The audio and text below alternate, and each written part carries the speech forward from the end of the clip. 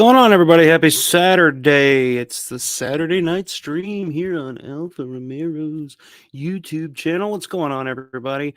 Happy fall. It's I don't know how it's feeling where you guys are at, but today it actually felt like autumn for the first time. I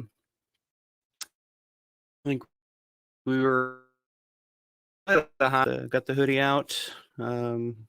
I'm in full basic bitch Halloween mode at this point. Me and fiance took our daughter to the pumpkin patch today, picked out some pumpkins.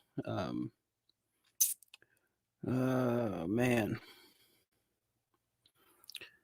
let's see why. Sorry, connection's not too good right now. Hang on a second.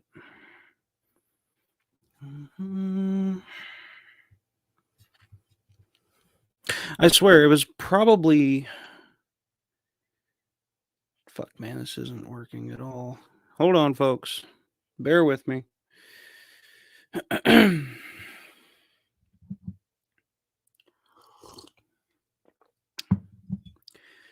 storm came through probably month and a half ago, knocked out our internet for like a whole day. And ever since they've come back to, came out and fixed it and got our internet working again, this internet has sucked fucking balls. So I apologize. I don't know. I don't know if this is coming in or not. What a rousing way to start the the fucking stream tonight. I guess somebody heard we were talking about Richard Rubinstein tonight, so maybe they're pulling the plug on us early. They don't want to hear it. Bear with me. Let me see if we can get this fucking thing in order here.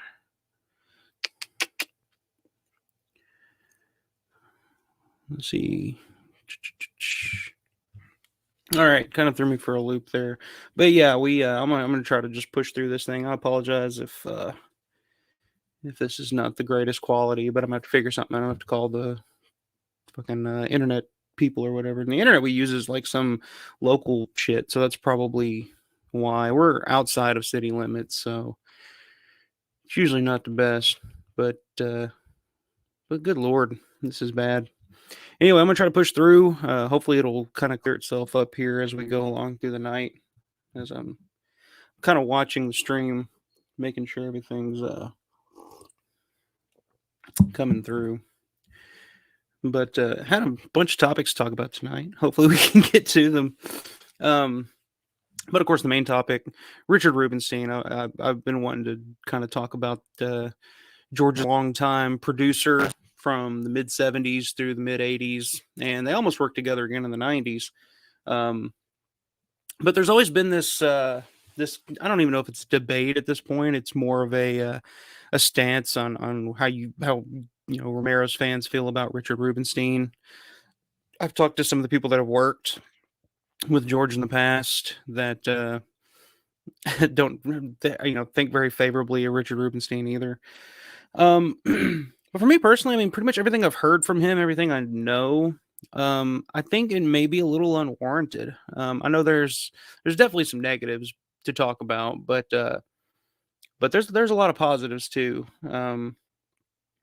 So we'll get into that. I'll lay out my case to see if maybe I change any minds. But let's see if we can get this thing working. Check the see who's rolling in here tonight. Got a comment here from Lunar Loner. I think I'm not familiar. I'm not sure what that avatar is. I can't tell if that's Michael Myers or Lyle Lovett. I can't tell, but Lunar Loner, glad to have you in here. It's Richard Rubinstein is an alpha male. You can definitely say that. He's definitely a completely different type of I guess you'd call him a filmmaker, but I mean, him and George couldn't be farther apart. Complete opposites almost in their demeanors and the way that they went about things, which is probably why it worked, why their relationship worked as well as it did. Lunar Loner, George's best work was with him. I agree with that. I completely agree with that. Dawn of the Dead 3D conversion was random and pointless, though. Yeah, we'll definitely talk about well, some of Richard's contributions post Romero as well, including the Dawn of the Dead remake, the 3D conversion. He did quite a bit of work. He produced Pet Cemetery, of course. He did the Tales from the Dark Side, the movie. Um, he was a very a very successful producer, even post Romero. So yeah, we'll definitely touch on the 3D aspect as well. Straight Edge Zombie, not a fan of Rubinstein, but I'm looking forward to hearing your take on him. Yeah, that's I've heard that a lot. I know a lot of people are not huge fans of old Richard Rubinstein. Sean Blue Digital, what's up, man? Good evening, Alpha Crew. Let's see. Straight Edge says, "What's up, Sean?" How are we saying hi? Zombie Grease in the house. What's up, my man? Good to see you. I hear you. Um, I guess you're referring to the shitty shitty internet. I don't know what's gone on with this thing. The internet was working perfectly fine. Never had an issue out of it until we lost it that day, and then they came out repair it, and then it's just been trash ever since then. Um, Sean Blue Digital, the internet connections are never our fault, and some things are just out of our control. It's all good either way for me, but I can relate to how distracting. It's incredibly distracting, and it really throws me off because I'm just kind of I'm anal like that, I guess. Um, if something's just not going 100% my way, I'm just like I can't focus on what I'm trying to do because I'm trying to think of like how can I make this better. But we're just gotta do what we can. Go with what we work with what we got. You work with what you got, Fisher. And I ain't gonna have that much long have that for much longer if you keep going this way. All right. So yeah, hope you guys have done well. As I was saying earlier, as before I got distracted by my shitty feed here. Um, yeah, today is actually it feels like first day of fall. I got a cup of Joe here. Pulled out the hoodie. Took the kid to the pumpkin patch today. Let her pick out pumpkin. We're gonna be carving those up probably next weekend. Um, so yeah, it's really exciting. I love this time of year. There is like, although I do find that like around this time of year, I don't know if anybody else feels this way, but I guess it's with the time change and everything, and I guess it's like seasonal depression. I don't really think of it as depression, but your moods do change. There, you can definitely sense that with some people. I'm definitely one of them. I'm probably a little more mellowed out during this period of the year. But okay, I think we're good here on the stream so far. So I'm going to try to refocus here and get back to these topics on hand. And let's see what else we got. Robert Dobbins, good to see you, man. I think it's the first time you've joined us on a live stream. I see your comments a lot on the. Glad to finally get a chance to catch a live stream. Love your channel. Thanks a lot, man. I really appreciate it. If I remember correctly, you're going to be at the Living Dead weekend in Evans City coming up here. It's just 2 weeks away. It's crazy. And actually, I mean, we'll go ahead and touch on that. But yeah, if you I'm planning on being there as of now. If anything changes, but hopefully, I'm planning on being there, especially after the news that dropped this week from Kevin Kreis, who is the head guy that in control of the Living Dead weekend. He runs the Living Dead Museum. He put up a post on Facebook this week saying that this will be the last year for the Evans City show. So I'm definitely going to try to make it to this one. I've never been to a Living Dead weekend Evans City before. I've only ever gone to the Monroeville at the Monroeville Mall. So I definitely have to. I'm definitely going to make every effort in the world to get there. If this is going to be the last one, it's the 55th anniversary of Night of the Living Dead, of course. And they're there. There's a few cast members and stuff that I've never met that I'm really been trying to get around to meeting, and I think this would be the perfect opportunity. And of course, just like I mentioned, visiting Pittsburgh in the fall, just a different different environment. So yeah, I'm definitely planning on being there, man. Let's see. Robert says absolutely cannot wait. It should be cool, man. And like I said, it's going to be the last one. I mean, they're still going to do the Living Dead weekend in Monroeville every year. That's still going on.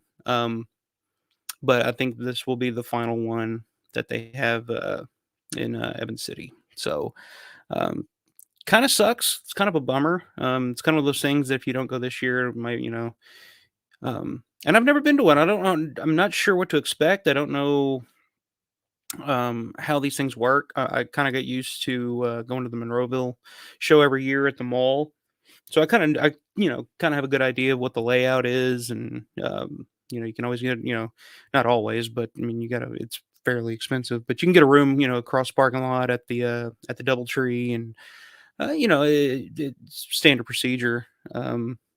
For me at this point, I've been a few times now, but I've never been to the Evans City one, so I'm excited to see what the setup is. I know they have they're having it at the fuck, I can't think of the name of it, but it's an actual like convention hall as opposed to being in the mall this year. And I know they did it. They ran the same building last year, and it's a brand new facility. I think it's like right outside of Evans City. So I'm excited to see what the setup is. I don't know. I know they're planning on doing some screenings. Um, of course, the guest list. It's all mostly. I mean, I think pretty much all is Night of the Living Dead. Cast members, crew, of course, pretty much all of them that are still with us, and then and that's probably a big reason why this is probably the last year that they can really do it.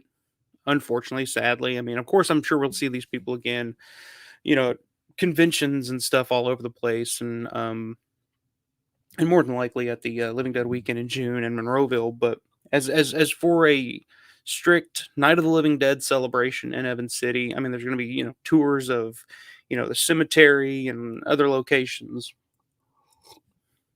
But the sad part is the unfortunate part is this is the 55th year anniversary of this film. So a lot of the key players are just not with us anymore. And as unfortunate as that is, I mean, I was lucky to have meet some of them back in 2008 at the 40th anniversary in Dallas. I was lucky to meet Bill Heinzman, George Casana, George, of course, but didn't get to meet Marilyn Eastman. She was supposed to be there, but I think she was not feeling too great. So I missed out on that one, unfortunately. But Carl Hardman's no longer with us. Of course, Dwayne's been gone for years. Keith Wayne. A lot of the key players. Vince Rubinsky and George Casana, and so there's just not. It's slim pickings at this point. But they got some good guys. They got some Ken Peters is going to be there, and he's the guy I'm mostly excited because I love his scene in Season of the Witch at the beginning when she's having the nightmare. He's the guy that's going around the house with the clipboard, and he's like, showing her like, oh, here are all your telephone numbers that you're going to need in case of emergency. This, and there's the number for the priest. Here's Ray Lane's character. He's here to help with handiwork, and if you happen to get some ideas, if you happen to need some ideas, I love that scene. I love his role. He's very very good in that role too. So he's going to be there. I'm actually excited to finally get to meet him as well. But I plan on doing next weekend, either next weekend or next week sometime, doing another preview show for the convention coming up, and just kind of getting all the information out there, getting everybody hyped. But so yeah, we'll get into it. We'll go through it like we did with Monroeville. Just go step by step and go through the whole website and all that good stuff. But speaking of Living Dead Monroeville, we'll go ahead and transition into this as well. They also announced earlier this week that next year's theme for the Monroeville show in June, I think it's June. I'm trying to think of the date right off the top of my head. I think it's June 7th through the 9th, if I'm not mistaken. But next year it's going to be the theme is Creep Year. So it's going to be a creep show themed. It's going to be Creep Show 2, and then the other film that they're going to have guests from is Night of the Creeps, which I have not seen actually. So that's one I need to watch before next year. I don't know if you guys in the chat are familiar with Night of the Creeps. I don't. I mean, I may have seen it years ago when I was a kid, but I don't remember anything about it. I do know that Tom Atkins is in it, and they actually announced that was the first announcement this week for that show next year. Is Tom Atkins is the first guest announcement, which obviously makes the most sense. He was in Creep Show and Night of the Creep, so and he is a Pittsburgh guy, so that's the first. That's what I thought when I first saw, the theme get announced. It was LDW Monroeville Creep Year. I was like, well, Tom Atkins is going to be there. That's a given. And then literally like an hour later, it's like, yep, Tom Atkins. Um, so that's cool. I've met Tom Atkins a couple times. He's a pretty fun guy to meet. He has kind of a dry sense of humor, so it's you may take it the wrong way every now and then. Um, I remember one year uh, it was the 2008 40th anniversary of Night of the Living Dead in Dallas at the Texas Frightmare weekend. Tom Atkins was there, and so was Elvira, and they were like right next to each other. Here's Tom's table, then there was an aisle, and then there was Elvira's table, and there was a huge line, waiting for Elvira. And me and my cousin were standing there talking to Tom Atkins. We were actually getting him to sign an 8x10 um, from Lethal Weapon because our granny is a huge Lethal Weapon action movie fan. So that was the one thing we were going to get and bring back to her was a Tom Atkins autographed 8x10 of him and Lethal Weapon. Um, so so we're sitting there talking to Tom, and Tom's make cracking jokes and having a good time, and then and Elvira. I mean, this is a few hours into the convention opening, and Elvira is just late and just being complete diva. And when she walks in, finally, I mean, we're talking 2 or 3 hours late at this point. Elvira walks in, and her people in her line clap, they're happy to see her, and she just kind of walks in, sits down, and Tom just gets distracted by the commotion of Elvira walking in, and he just kind of looks, and I don't know, just kind of looks over at the table. She sits down, and people are clapping, saying, "Hey, Elvira," and Tom's just like, "Good for you to finally show up, you fucking bitch." And me and my cousin lost it. We were like, "Holy shit!" He literally just called out Elvira and called her a bitch right there. He's like, "You fucking bitch." I'll never forget that. I'll always love Tom just for that, just for having that story. Um, just such a cool guy. So I'm excited to meet him again. I met him again last year at in Cincinnati at Horror Hound. I met him again, and very very cool guy. And like I said, he has a very kind of an odd sense of humor. Some people could take it the wrong way, where they think he's just kind of being a dick to him. I think, but and maybe he is. I don't know. Maybe he is being. He was kind of a dick to Elvira that day. So yeah, big news for next year in Monroeville. Tom Atkins, Creep Year is the theme. And I'm not the biggest Creep Show fan, but I mean, you can think of guest possibilities, and it's going to be some pretty cool guys. I mean, Adrienne Barbeau is obviously one that you would think because her and Tom pretty much do a lot of conventions together. Um, who else from Creep Show? I mean, Tom Savini obviously will be there. Um, probably Daryl Ferrucci, John Amplis, um, Mike Gornick. I mean, Mike's got to be there. I mean, they're doing Creep Show too, and that's his one and only feature film directorial effort. And of course, they just came out with that Creep Show 2 book, and there's just so. I mean, you can kind of guess some of the guests that'll probably be there. So yeah, that's exciting. Looking forward to it. Um, who else could be there from Creep Show? I had a name in mind that if they got this guy, I mean, John Harrison would be a perfect one. Did the score for Creep Show. Um, yeah, I don't know. We can sit and uh, bandy that back and forth for the next I don't know however many months, 8 months or so. A little bit away, but we got Evan City first coming up 2 weeks away. Like I said, I'll do a preview show next week, and we'll go from there.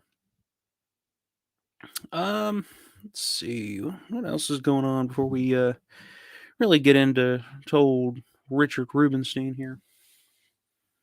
I got something on eBay the other day I wanted to show off. If anybody has any information about it, um, I'm pretty much in the mode to just pick up anything cheap and odd pertaining to Martin at this point. Um,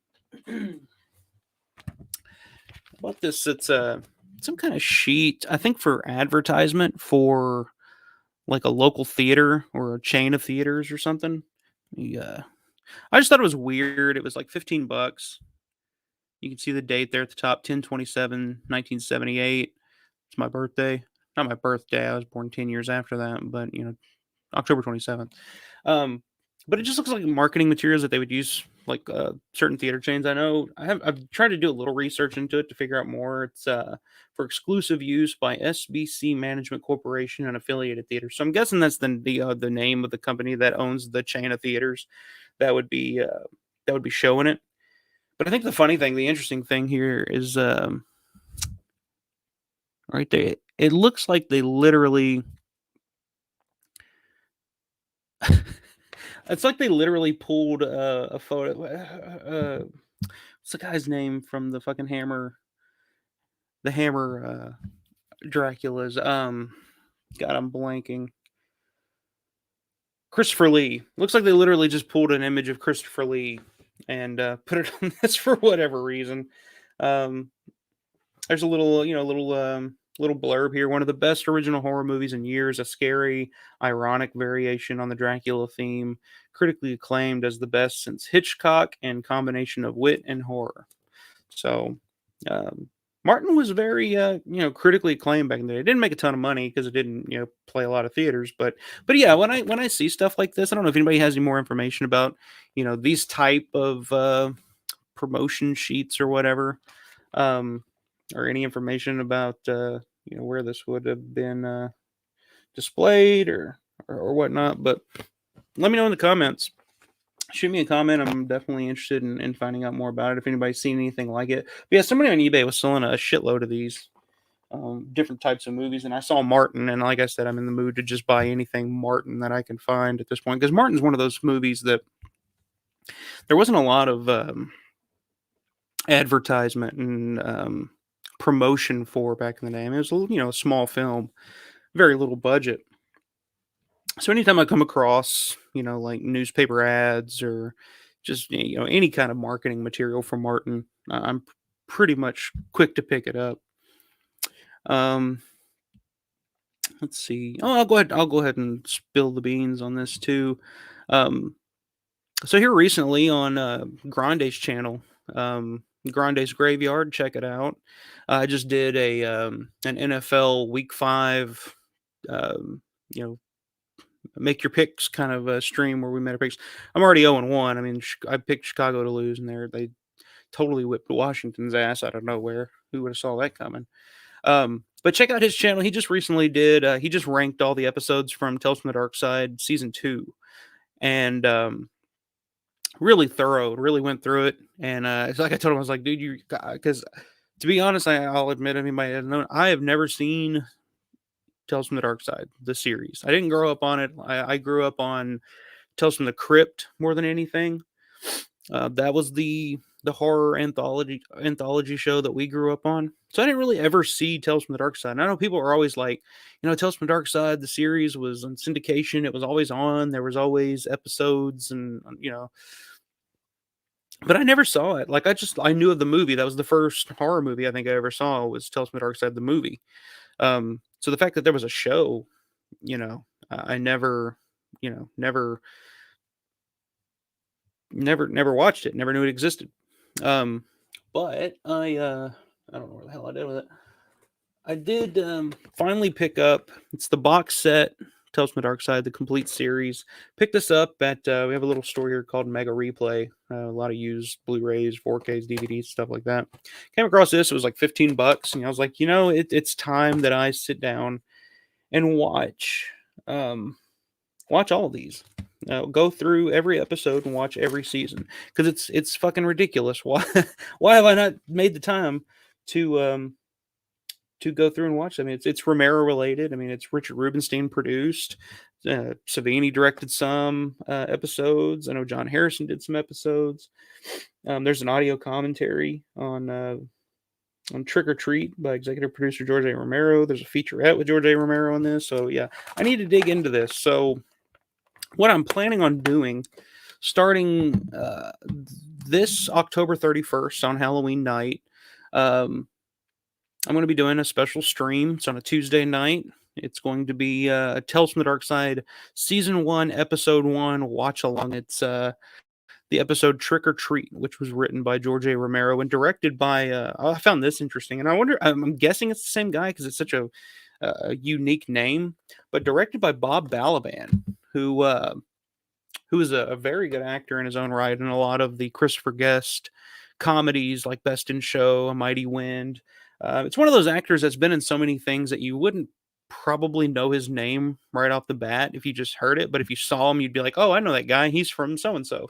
Um, so yeah, this Halloween night, October 31st, I'm going to sit down and watch episode 1, season 1 of Tales from the Dark Side, the series, and it's called Trick or Treat. So perfect fit, I thought.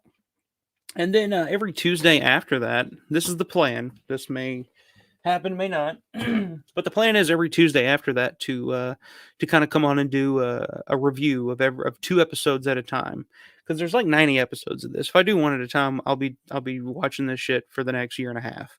So I'm gonna try to get through these every Tuesday night. Do a then the next 2 episodes, do a little review.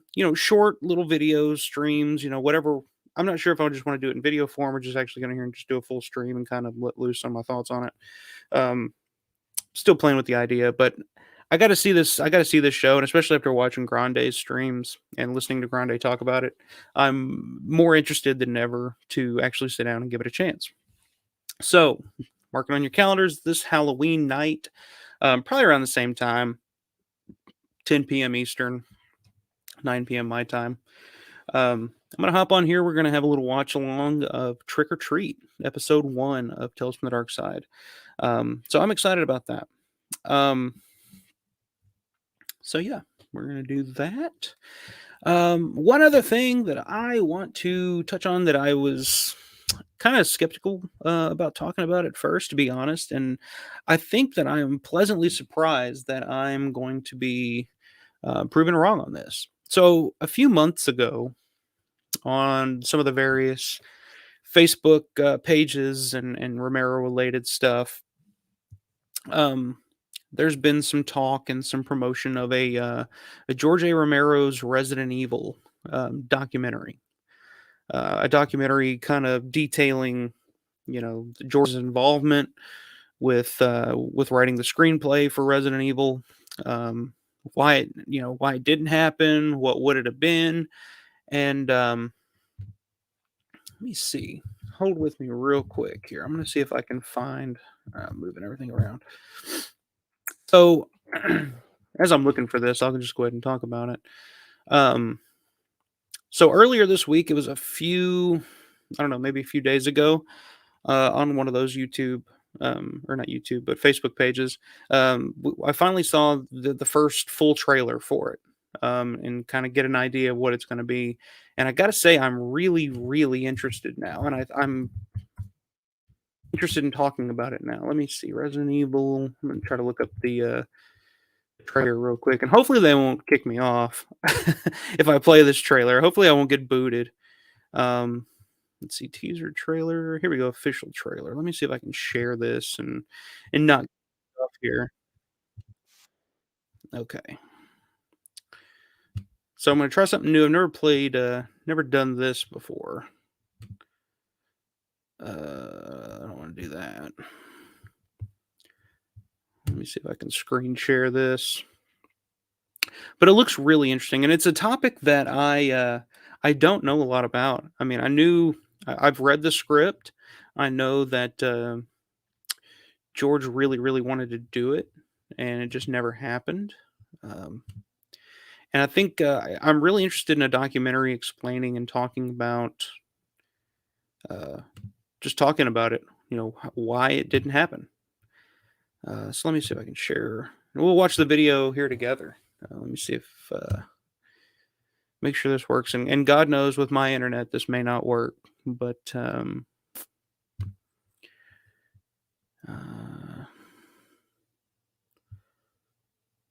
So I'm gonna full screen it here, and we'll give it a watch. And if I get booted, it was good seeing you guys tonight. I'll see if I can hop back on here, but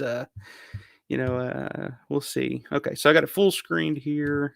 Hope I didn't have any sensitive information on my up there at the top, but we'll see. So yeah, this is George A. Romero's Resident Evil official trailer. It's a documentary. So we're going to watch it along here, and hopefully everything goes well and I don't get kicked off YouTube. So here we go. He made Night of the Living Dead in 1968. George's films literally changed the face of horror as we know it. Capcom didn't hide the fact that the games were inspired directly by George Romero's films. At that time, there was nothing more I wanted than a live-action Resident Evil movie. And George is making Resident Evil. And then suddenly, the plug was pulled on this. You could tell he had misgivings about doing a zombie project for someone else. This film just feels so much more gory, so much more violent, and so much more adventurous. This guy knew Resident Evil. How did we not get this? It's a mean-spirited market that is mostly controlled by people still that have no affection or affinity for not only this genre, but for movies in general. They think that they're buying you.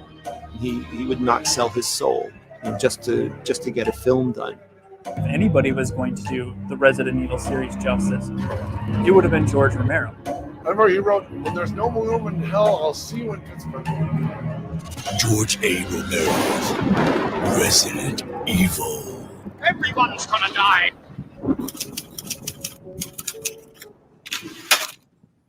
Okay. So yeah, that's that. What do you guys think? Let me pop out of there. What do you guys think about that? I'm intrigued now. I'm interested in checking that out because Resident Evil was always one of my favorite games growing up, and I just remember specifically being very upset and bothered at the fact that George wasn't directing it, and the finished product. I felt vindicated after seeing it. I was like, holy shit, that's not very good.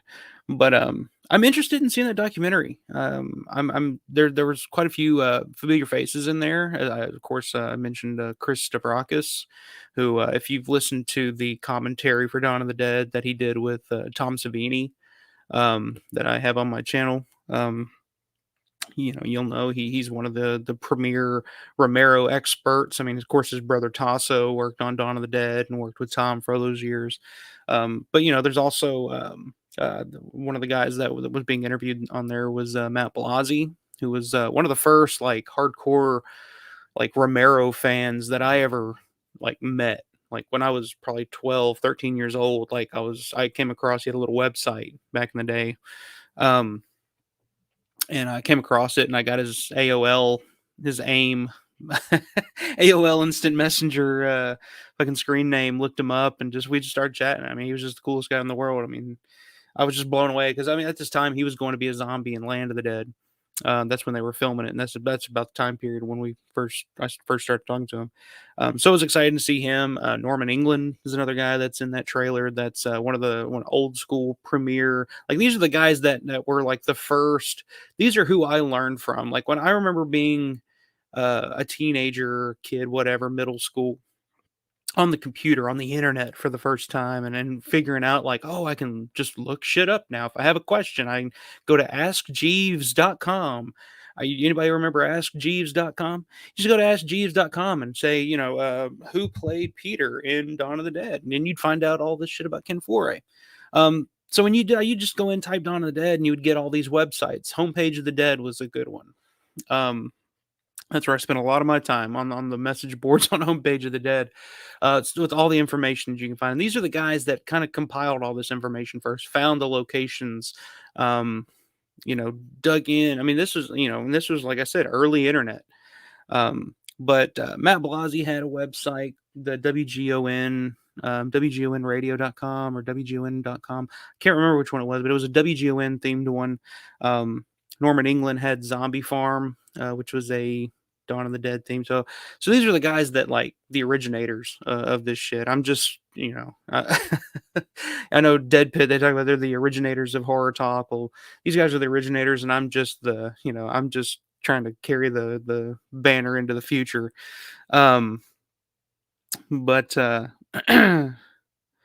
but yeah, so seeing those guys in it, that they're being interviewed, there are a couple other familiar faces in there. I'm very interested in seeing it because I mean, there's and the filmmaker, Brandon Salisbury, I think it's how you pronounce it, Salisbury, like Salisbury steak.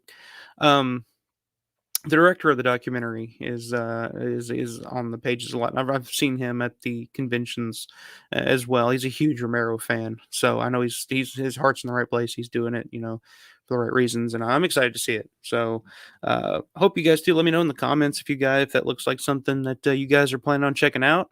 And yeah, I don't know. It's at 2024, so who knows.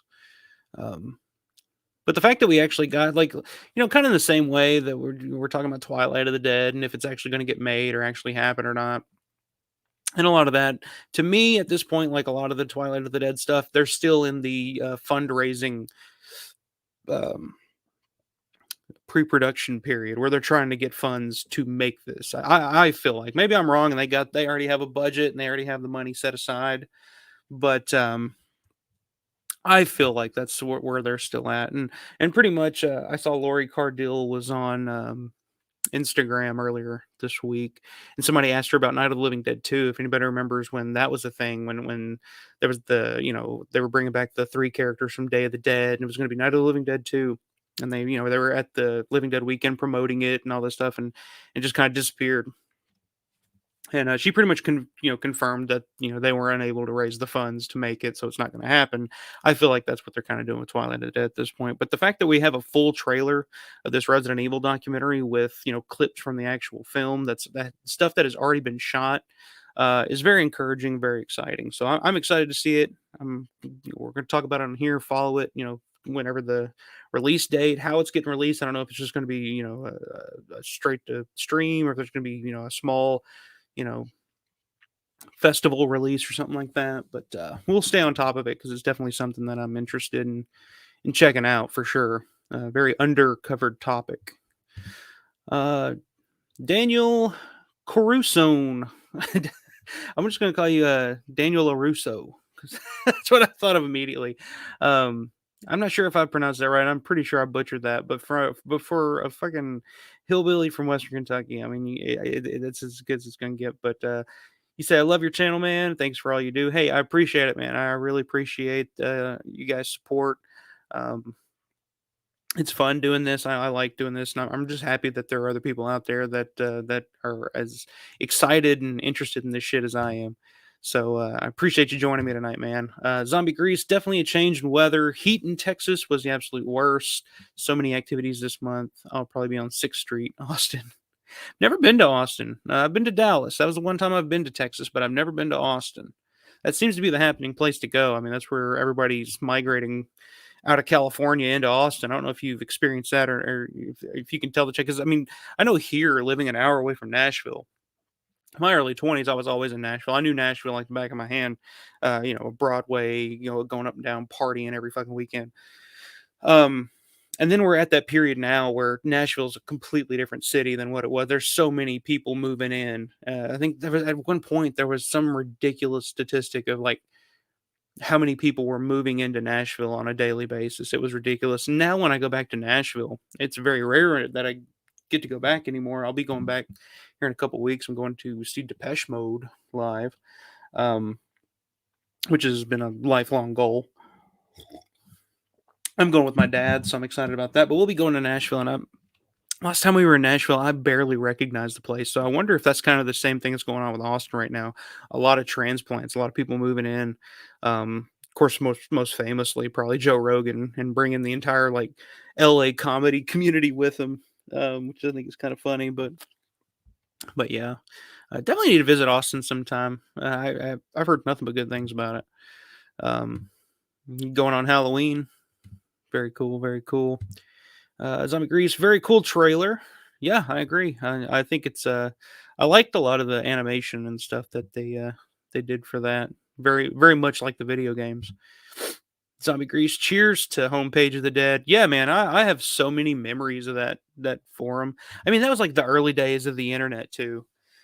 Like, just think, like, we used to just talk just mad shit to each other. Like, if you said anything critical about, or had any idea outside of the box about, Romero or anything else, it was just like, people were just more vicious, man. I don't even know about vicious, just more like open and honest about being, I don't know if it's what do they call it? The executioner, like when back in the day when the executioner would like, pull the rope and hang the person or whatever, they'd wear the big masks and they felt okay about it. It made them feel okay or safe to do it because their identity was disguised so nobody would know who they are. Or I felt like that was kind of going on back in the day, and it's still like that a lot. I mean, Twitter and all that shit now, I mean, shit, it's pretty much the same, but back then it was a different beast. But yeah, I used to spend so much time on those forums on Homepage of the Dead. I got suspended from school one time from being on there.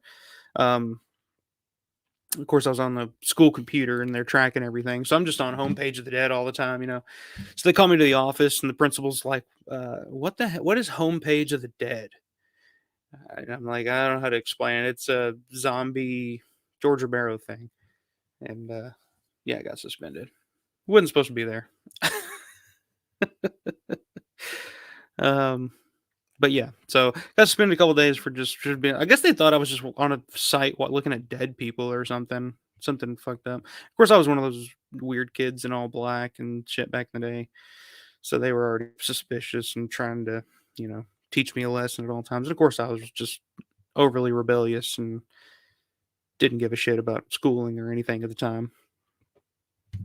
Chris V, good to see you, sir. How the hell can we stick these low life bastards in these big ass fancy hotels anyway? Shit, man, this is better than I got. Hey, you ain't gonna blow them out of here, wait, you ain't gonna talk them out of here. You're gonna blow them out. I like the weird extra line that's included in the Argento cut, where it's blow their asses. I understand why they cut that because it sounds weird. It doesn't fit. I don't know why Argento left it in. Blow their asses. It's in the script. It's in the screenplay.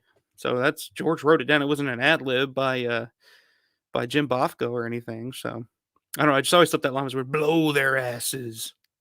Sounds a little dirty. I don't know. But good to see you in here, man. Chris V. Great avatar too, by the way. So okay, let's go ahead and get into let's talk Richard Rubinstein. Controversial topic, controversial man, for various reasons and for some good reasons, I think. Isn't warranted. It depends on who you talk to and what point of view they're coming from. I don't know. I struggle with it personally because there is a part of me that's like, okay, he did produce the Dawn of the Dead remake, which I'm not a fan of. I feel like maybe I should go back and give it another chance, but like on YouTube, when you come across those clips of like movies, it's like, a clip from something. I'll come across something from the Dawn of the Dead remake because, of course, I'm always which sucks too. One of the reasons I don't like it is because anytime you Google Dawn of the Dead, or you go to YouTube and put Dawn of the Dead, or you go to eBay and put Dawn of the Dead, most of the time it's just gonna be full of like shit about the remake.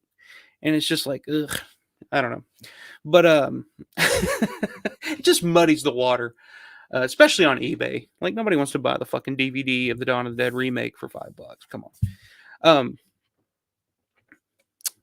But yeah, I feel like I need to go back and give it another shot. But anytime I see the clips on YouTube, like I was saying, anytime I see the clips on YouTube and I watch it, it's just like, ugh, this is just not, it doesn't do it for me. Like, I watched one the other night and came across, and it's just like the scene of the security guards that are locked up.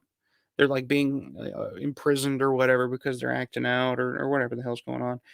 And the young ones are just like, yo, dude, did you see so-and-so's tits down at the Dairy Queen? And the other guy's just like, dude, what are you talking about? It's the end of the world, man. It's like the worst, corniest dialogue you ever heard. And it's just like, what the fuck is this? Like, what is that? Like nobody, like I just turned it off. I was just like, this is so stupid. But I don't know. Maybe there's more to it. Maybe it's one of those things you gotta go back and revisit the whole thing because it's been years since I've seen it. And I remember not to just jump straight to it, but goddamn. I remember when the movie first came out, I went to see it in theaters. I didn't think it was that bad. I was like, oh, it's cool. It's got cameos from Ken Foray. It's got Scott Reiniger, Tom Savini's in it. There's the Galen Ross store at the mall. The opening 15 minutes of the film, I still think is really, really good and really well done. Really, I do like that. But once they get to the mall, and it's just like this whole group of just like these stereotypical characters. Like there's the douchebag character who's like got the suit. He's like drinking the coffee, and he's just like, "How long are we going to be here, guys?" And it's just like there's no realism to these characters at all, in my opinion. And then the zombie baby, and there's just so much I didn't like about the film. But either way, I digress. I'm getting back. I'm just completely getting sidetracked talking about the fucking Dawn remake.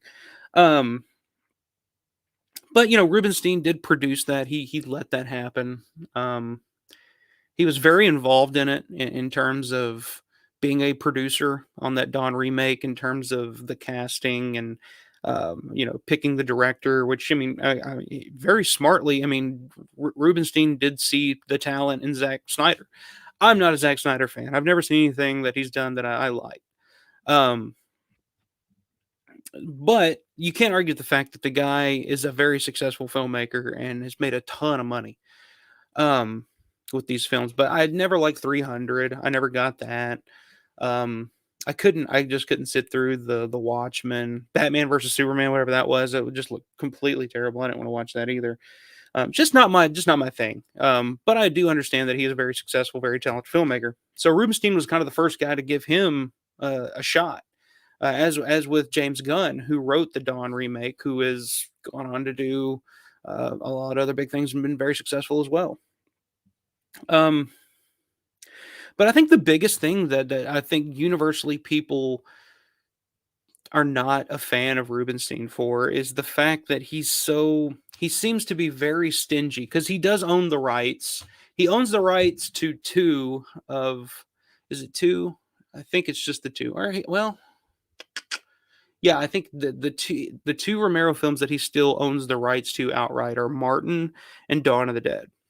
And here in the United States, now it's different overseas because he doesn't own the rights in Italy, Germany, any non-American or American speaking, any non-American speaking, any non-English speaking countries. He does not own the rights. Those are Argento. That's Alfredo Cuomo. They own that. So that's why over the years, Japan, Italy, Germany, France, that's why those countries have gotten multiple releases of Dawn of the Dead, box sets, steel books, DVD, Blu-ray, 4K, you name it, it's out overseas. As for the United States, I'm going to kind of kick back here a little bit.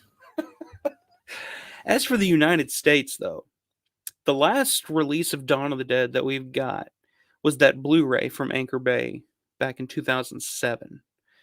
The last U.S. release of Martin that we've got was the DVD that Lionsgate put out. I think the Lionsgate one came out after the Anchor Bay one, and that was probably 2004 or 5, I want to say. And that's it. Now, of course, the second site releases of Martin and Dawn of the Dead came out in the UK, which is owned by Rubinstein. So Rubinstein did grant permission or sell the rights to do it over in the UK. But, unless you go to like a Grindhouse video or a Diabolic DVD or something like that, you're not, you're not going to be able to get it. You can't just go to Walmart and get it. Like I remember when the Dawn of the Dead, not the first Anchor Bay DVD, but the one that came out right before the box set. I remember when that came out, I found it at Walmart. Like my brain could not fathom the fact that I just found a copy of Dawn of the Dead at Walmart. And it was a Walmart in Florida. And I think I got the box set from Walmart as well. But anyway, unless you're going to these sites or the second site website itself, you're not able to get these releases, these 4K releases. And so you're not running across it at Walmart or Best Buy or anywhere that, you would be able to find a lot of these films. And I think that's a big reason of why people are kind of sour on Rubinstein. They feel like he's a little cheap. Or he's asking too much for these films in the US to distribute. And if you look at a lot of the labels and stuff that would be interested in putting out a Dawn of the Dead release, I mean, who are we looking at here? Probably Scream Factory or somebody like that would be probably the most capable of doing it financially, because I mean that's like $1 million company. But you look at these other like Vinegar Syndrome wouldn't be able to do something like that. Vestron, Severin, any of these other like little boutique label companies are not going to be able to afford what we're led to believe Rubinstein is looking for to license these films out. Now, of course, he'll still license them out to like Fright Rags and shit to do T-shirts and socks and pins and all this other shit. But in terms of the actual films themselves, I mean, it's been a long time since we've gotten any kind of release in the U.S. And I understand that Rubinstein, one of the big reasons he did the Anchor Bay stuff in the early 2000s, the big, Ultimate Edition box set, the DiviMax DVD. I understand a big reason why he agreed to do that to begin with, and even during that time, was because he had the remake coming out. So it was a way for him to kind of double dip. Whereas he's set to make a lot of money off of this remake in terms of box office returns and all that, but at the same time, that remake is free advertisement for these original releases, and they're great releases. Don't get me wrong. It's not like he just threw them out there and was just like, we'll let fucking anybody do it. He went with the best at the time. Anchor Bay was the cream of the crop in terms of like genre film releases at the time. And that Ultimate Edition, I mean, still to this day is probably the most important physical media thing that I've ever bought, just in terms of like inspiring me and setting my life on a course or whatever. So, I mean, it made a whole lot of sense at the time to do that. But since then, I mean, we got nothing. I'm thinking a lot of the reason why we got the Dawn 4K set from Second Sight over in the UK is because he was, trying to get his 3D version of Dawn back out into theaters, which eventually happened. So I just think he's really weird. He's very selective about it. I think he's also very protective of George's work. Now, of course, he gets a bad rap for, for like Creepshow 3 and the Day of the Dead remakes and all those horrible fucking movies. Like, he's shit that's like not even on the same level as like the Dawn remake or anything. People point back to it, but he doesn't own the rights to that stuff anymore. That went with, he sold that to Taurus Entertainment. So he did, or actually, I'm sorry, Salah Hassanine owns the rights to those films. And Salah Hassanine was bought out by Taurus Entertainment. So Taurus Entertainment now owns the rights to those films. So they're free to do with them whatever the hell they want. I mean, they've done nothing good with them. I mean, just from my point of view, from my standpoint. But so he gets, he has nothing to do with those. He's always, what's the best way to say this? He kind of comes off like an asshole in interviews and stuff. He's just a very business-minded guy. He's not a genre fan. He's not a genre guy. He's not interested in going to horror conventions and signing autographs and stuff. And he doesn't have to. I mean, the dude's made a ton of money over his career, just from working with George all the way through his time with like New Amsterdam and shit like that. So he doesn't have to do these conventions. He doesn't have to, sell Dawn of the Dead to the highest bidder because he needs to pay rent. But I also think a lot of that is, like I said, he is very protective of George's work. That the work that he can be protective of. And when I'm talking about Martin and Dawn of the Dead, and so I think I do appreciate him a lot in that aspect.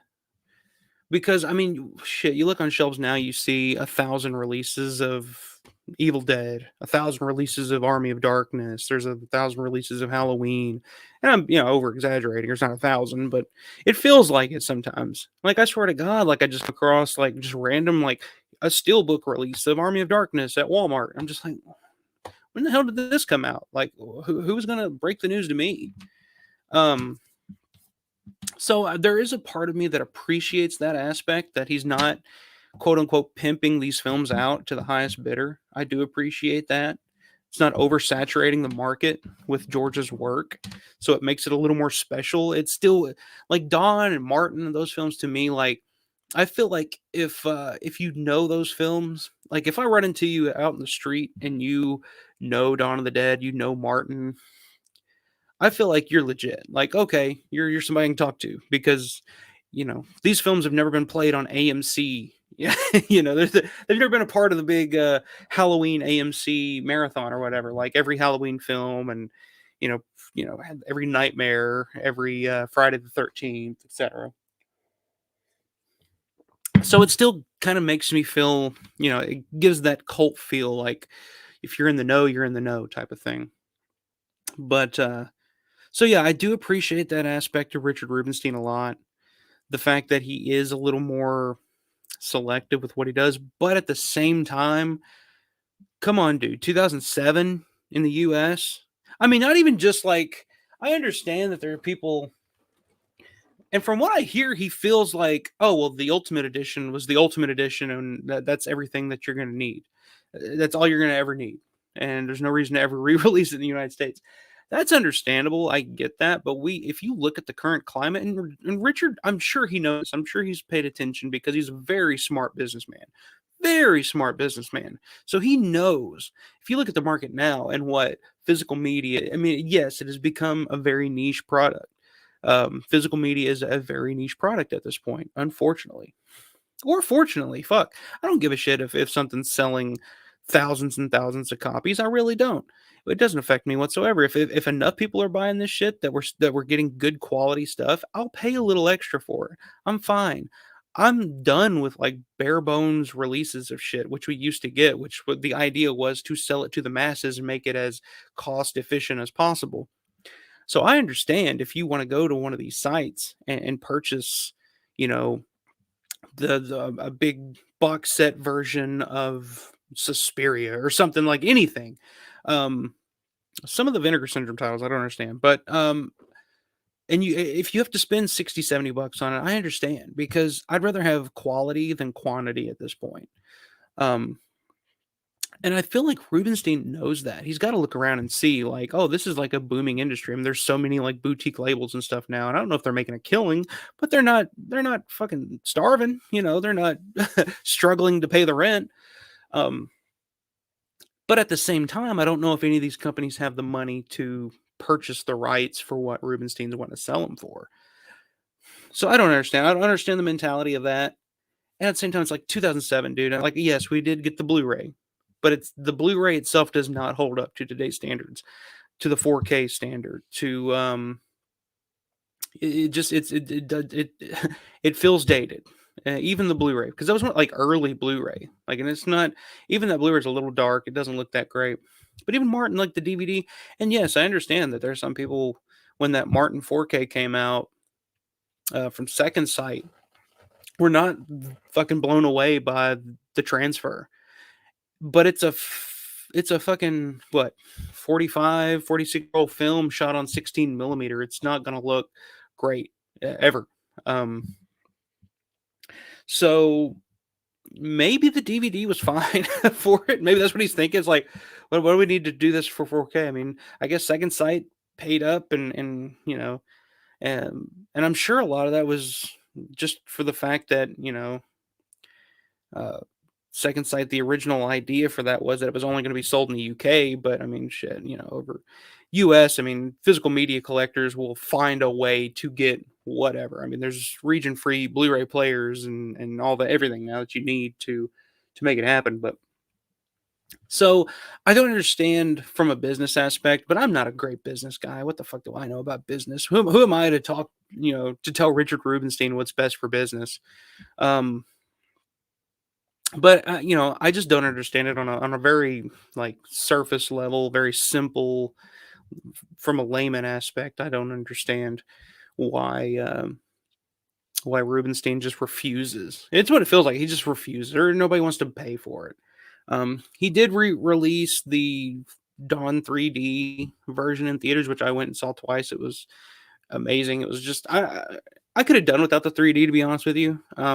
I'm not a huge fan of 3D as it is. I wear glasses, and wearing 3D glasses over my regular glasses is a fucking pain in the ass.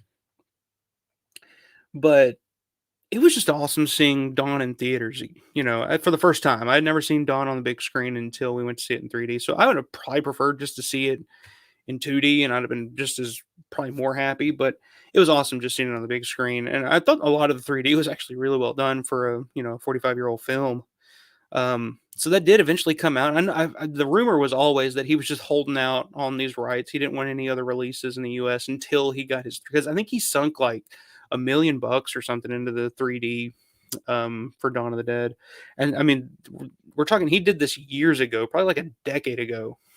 He originally did the 3D on Dawn of the Dead, but he just, it would screen every now and then here and there, but this was the first time that it actually got like a wide release.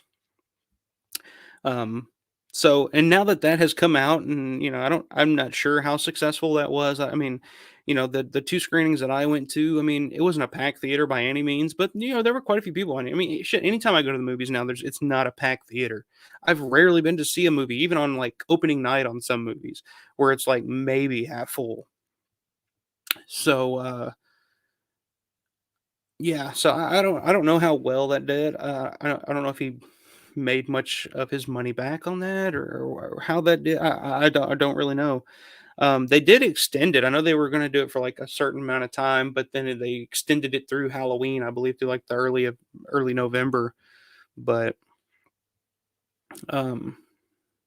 so yeah, now that that's come and gone, I don't know what the plan. There's no news that I'm aware of any kind of release or anything in the U.S. But I think that's why a lot of people are just sour on him. They want something. They want a new release. They want a U.S. 4K release, whether it's Scream Factory or that's really the only company that I can think of offhand that would have the funds to actually purchase the rights to do a release. Unless I'm missing an obvious choice, but that's really the only ones. I don't think any of these other boutique labels could afford what Rubinstein wants, which, let me go back to some of these comments here real quick. Chris V, they leave them all immediately. They don't even try to hold it. Yeah, that was another thing about the Dawn remake, that it just missed the point on that to me. Like, they got to the mall and it was already empty. There were no zombies in the mall. The doors were already locked, so there was like no reason. They were just there to hang out and play for a little bit, and then they just, I don't know. Yeah, it's I'm gonna have to go back and revisit that movie, see if I'm just wrong, because I know a lot of people just love that movie to fucking death. Like, oh, it's so good. I don't know. Chris V, 15 years old. Yeah, it's been 2007. Almost 16 years now. 16 fucking years since we've gotten a release of Dawn of the Dead in the U.S. That's pretty fucking crazy to think about. And of course, there's been releases, like I said, overseas. The UK's done a few. Arrow did a UK and a Dawn, or a Dawn and a Day UK release.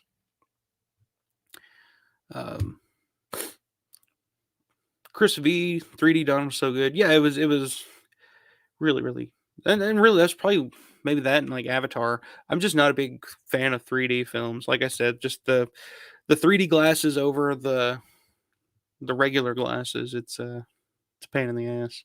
But yeah, it was so cool seeing that on the big screen with people. And I've mentioned this before, but I love seeing Romero's films in a theater with other people and trying to pick out like, okay, who's seen this before, who hasn't seen it before. And I feel like a lot of people that were there had never seen the film before because they reacted, you know, in all the places that,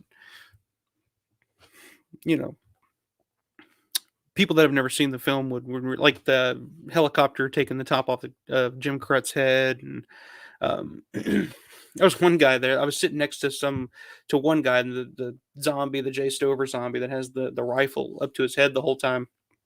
Anytime that fucking zombie was on screen, this dude next to me would just crack up, just lose it. It's like, oh my god, he's still got the gun. Yeah, it was really fun seeing it twice. Zombie Grease. YouTube seems to allow many copies of Dawn of the Day. Yes, I am very aware of that. Which is interesting too. I don't understand why Rubinstein hasn't. Which at the same time, I don't know if Rubinstein really has the infrastructure company wise to really go through YouTube and police that kind of stuff. But yeah, there are a ton of different versions of Dawn of the Dead and Day of the Dead on YouTube, as with Martin. But yeah, I'm very, very aware of that. Which is one of the reasons why I feel like I'm kind of getting away with putting up those commentaries and stuff. So if you haven't checked those out yet, check them out while you can, because I don't know how much longer they'll be up. But yeah, Richard, I mean, that's one thing Rubinstein has not. And if in terms of like taking advantage of modern streaming and the way people watch movies now, you can't find Dawn of the Dead or Martin on like Netflix or Amazon Prime. I don't think I've ever seen it on Amazon Prime. I have seen it pop up. Where was it? It may have been somewhere overseas. I may be wrong, but yeah, you just never see Martin or Dawn of the Dead just kind of available for streaming. It's available on YouTube. Yeah, it's very interesting. It seems to just be like, in terms of like physical releases, Rubinstein's just like, no, why bother? But yeah, that's very interesting. I'm not sure. 1911 Guitar Dude, what's up, man? Love the second sight 4K releases of Dawn and Martin. Glad we at least got those. I 100% agree. I love those releases. That Dawn, I mean, I talk about the Ultimate Edition that Anchor Bay did of Dawn back in 2004, 5. I want to say when they came out. 4, I think. Definitely, to me, probably my favorite release of all time. But just in terms of quality, I mean, I've been watching the Dawn 4K of the cans cut. It looks so good. Like they did such a good job on it. And the extra features, the bonus features, the little mini documentaries. That's where I fell in love with with Miss Trudy Gray. Just her parts on some of those documentaries. And it's unfortunate because over here in the States, if you don't have a region-free Blu-ray player, you're not able to watch any of the special features or any interviews or anything like that. But if you do and you have seen it, I love Trudy Gray. Her stories about being like, and of course, Trudy Gray is the female biker chick. She's in it like quick shots here and there. She's in the background when Rudy Ritchie's on the radio talking about, you just fucked up real bad. You can see her in the background. But listen to her tell the stories. But she shot, and of course they shot with a real fucking biker gang. And she shows up with her bike, and she's getting razzed, like, oh, can the chick over here with her little tricycle, and just talking shit. And she tells a story. I think she like pops a wheelie or something. Oh, she made it sound really, really fucking cool. But then she's like, yeah. Then after that, I earned the respect of everybody, and all the other bikers are like, oh shit, chick can ride. So I finally got to meet her at a Living Dead weekend a few years back, and I was very excited. She was so sweet, such a nice lady. If you ever get to meet Trudy, do it. I actually went up to her table. We talked for a while. She signed an 8x10 for me, and I just told her, I really like to hear more of her. That'd be an interview I'd like to do, is just sit and talk to Trudy Gray just about her experiences on the set and being like the only chick, with the around these rough and tough fucking crazy bikers. But yeah, we talked for a little bit, and I was like, okay, well, it was nice. Thank you. It was nice talking to you. And I grabbed my 8x10, just fucking walked off without even paying. And she didn't say a word. She wasn't like, hey, give me my money or whatever. I just walked off, and I got out, and I was like, putting it up or whatever. And then it dawned on me, I was like, holy shit, I didn't even pay her. So I went back, and I was like, I'm so sorry here. I forgot to pay, yada, yada, yada. And she was just like, well, I wasn't going to say anything, but I appreciate you coming back. And I was like, oh, of course. So she's super cool, but yeah, just on it's unfortunate if you don't have a region free player, you can't really check out a lot of those. And the documentary on the Martin second site, they did pretty much, it was a full length documentary on the making of Martin, where they actually had John Amplis, Mike Gornick, and Tom Dubinsky walking around Braddock and talking about the film and stuff. To me, I mean that's worth buying that set alone just to watch that. But yeah, it's hopefully when we do finally, whenever, get a release over in the U.S. of both of those films, they'll include all of those on it as well if they can get the rights from Second Sight, or I don't know how they'll work it, but yeah, definitely great releases. Terrence, what's up, man? Good to see you, and everyone in the chat. Thumbs way up. I appreciate it. And yeah, that's I don't do this enough, and I think I try not to like beat people over the head with like the like and subscribe thing. Cause I watch YouTube videos, and that's like the first and foremost thing that people say. It's like make sure you like the video and subscribe and all that. And I appreciate it. I just, for me personally, I know if I like somebody's content, if I like their channel, I'll be sure to like and subscribe to their channel. So I feel like if I just do my job, if I can get people to like what I'm doing, then they'll just automatically do it. But yeah, anybody in the chat, if you guys haven't liked this video, like the video. It helps the algorithms or something. It gets more people to watch it. I'm not sure how it works, but yeah, like the video. If you haven't subscribed to the channel yet, please consider doing so. I like I said, I do these live streams once a week, usually on every Saturday night. Try to cover everything in the world of Romero. I mean, we talk about it all the time. Romero's been gone for over 6 years now, and there's still just like every week there's just more and more news that come out about a Twilight of the Dead or a Resident Evil documentary or Living Dead weekend. There's always something to talk about. It's crazy. But yeah, I highly appreciate that if you guys would help a brother out.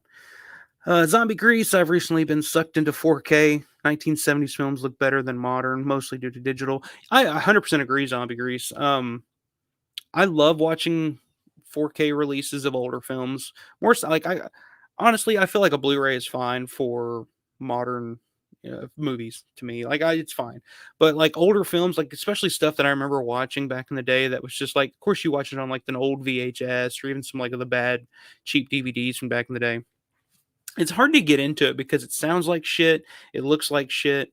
It's hard to get into. So if I go back and I can find like a 4K of something like what's something here recently? Just a perfect example, like the Blu-ray Arrow releases of Season of the Witch, and There's Always Vanilla. Like those movies were hard to fucking watch on VHS, especially VHS, but even on DVD, those were hard to fucking get through and really let yourself get into. But when the Arrow came out with the the new restorations and all that, and it does it so much, so much good. It makes it so much more palatable. You can actually just look past the flaws and actually take the film in for what it is.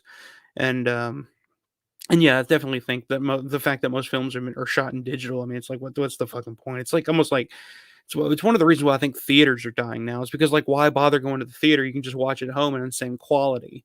Whereas back in the day, you'd have like the actual film, the reels and all that, and it's a completely different experience. But yeah, now they just project the digital fucking movie on the screen, and it's the same thing you're watching at home. So, yeah, I definitely I love watching older films, in 4K, because the technology that they use to clean these suckers up with now, and especially the sound. I mean, the 4K sounds so much better than it ever has in any other release. But yeah, totally agree with that.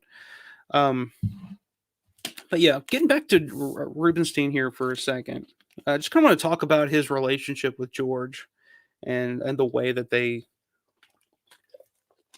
and how well they work together. I know a lot of people dislike Rubinstein for kind of his later decisions business wise in terms of like releases and stuff that we just talked about, but I think a huge debt is owed to Richard Rubinstein just for the simple fact that he kind of rescued George's career.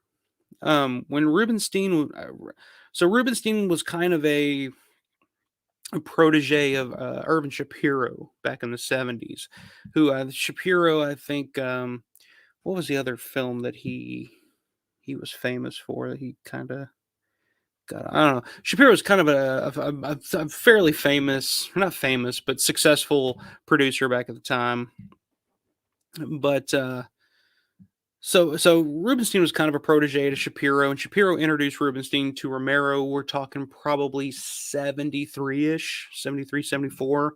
And at this point, Romero had done Night of the Living Dead, and that was a success, but they made no money off of it because they forgot to put the copyright at the end of the film, or on the beginning, or wherever the hell you're supposed to put the copyright. I think it was at the end. Because they had to change the title, and there's the whole thing there. But so they made no money off that. And then, of course, George followed that up with There's Always Vanilla, Season of the Witch, and The Crazies all were, fairly unsuccessful. I mean, they were unsuccessful. They made no money. And after those three films came out, George was in a lot of debt. George was probably in about $1 million worth of debt. I think about $1 million worth of debt. After those three films came out. So when Richard met George was pretty much done. Now maybe he would have continued to make some type of films or done something in film, but when you're $1 million in debt and your last three films have all been failures, maybe not from a creative standpoint, but from definitely a financial standpoint, it's hard to get any more money to make anything, especially in a small. I mean, George would have had to have moved to L.A. and just kind of become a cog in the Hollywood system at that point, just to try to dig himself out of that debt. And Richard, I think it was the Dawn of the Dead Can Cut commentary. Richard talks about how he tried to talk George into just filing for bankruptcy, just like, hey, it's not that big of a deal. It's not the end of the world for a creative person or a filmmaker to just file for bankruptcy when you're $1 million in debt. And to George's credit, and I think this is a huge reason why I love George and why a lot of people love George, and it was so important that he did this on, big picture wise. George refused. He said, no, I can't do that. These people, took a chance on me. It didn't work out, but I feel like I owe them this money back. And George refused to file for bankruptcy. He was going to pay these people back one way or the other. But on the same side of that coin, I think it really speaks a lot of Richard's belief in George. And it speaks a lot to Richard's character, the fact that even with that, he continued forward working with George.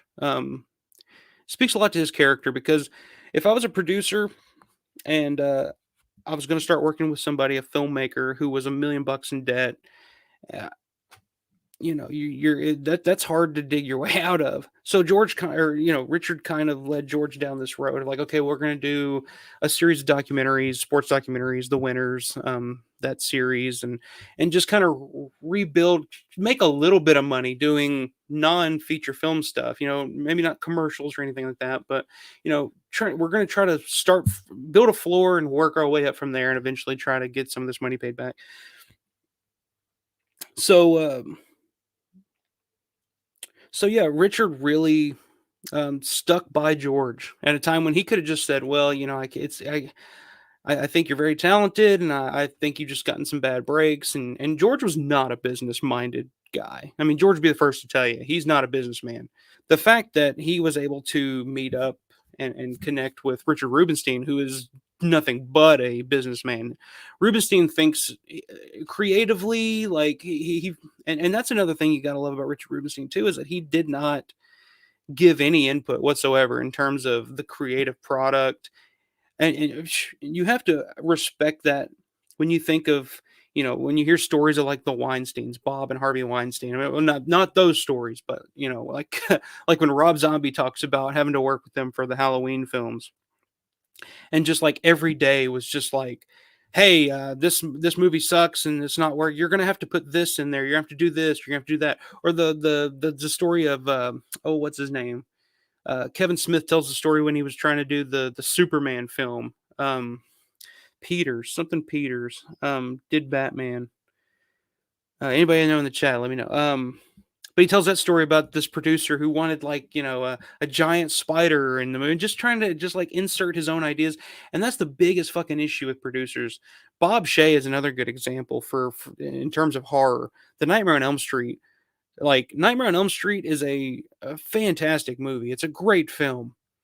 But Bob Shaye just had to wedge in that final shot where they pull the fucking dummy through the window, and that almost, like, I've seen the original Nightmare on Elm Street in a theater with people, and the whole movie works until that very end, and then they see that dummy go through the window, and then you hear a smattering of like, what was that?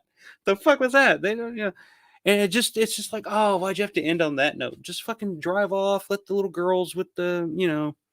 But Bob Shaye is one of those producers that, again, will just step in and interject his ideas. Richard Rubinstein never did that. Rubinstein was smart enough to know, here's my job, here's my parameters. I'm the business guy, I'm the money guy. My job is to facilitate a budget and facilitate, I guess the best way to put it is to make sure that the canvas is straight and George has the brushes and all the paint that he needs to make his art. And Rubinstein never interfered creatively in any way that I've heard of. I mean, he may have had some suggestions here and there, but for the most part, anything that I've ever heard, Rubinstein was just like, George, make your film. Rubinstein always stood by George in terms of like content. It's when Dawn of the Dead was made and Dawn of the Dead came out, it would have been much easier for sorry, I just had a text pop up. I'm about to probably get 5 or 6 more. But it'd be much easier for him to say, George, we're gonna have to cut this down. We're gonna have to try to get an R rating so that newspapers will take ads, they'll run commercials, yada yada yada. But he didn't. He stood by George because it was George's vision, it was George's film, and he knew. And even in his, he's mentioned that he knew that even if they had to release the film unrated, it would probably still be more financially viable than cutting it and taking a lot of the the strength of the film out, which was a lot of the violence and the gore and stuff that it really went on to spawn a whole new genre of splatter into the 80s. So the fact that Rubinstein stood by George when it would. During a lot of hard times and trying to sell Dawn of the Dead, that speaks volumes of the man's character itself. And just in terms of just like his business mind and his strategies and stuff that he would use, like Dawn of the Dead got sold. I'm trying to remember the exact. So I mentioned Urban Shapiro earlier. So basically, Urban Shapiro put Rubinstein in contact with Alfredo Cuomo, I believe, is how that happened. And George had written 80 pages, the first 80 pages of Dawn of the Dead. And Rubinstein said, that's it.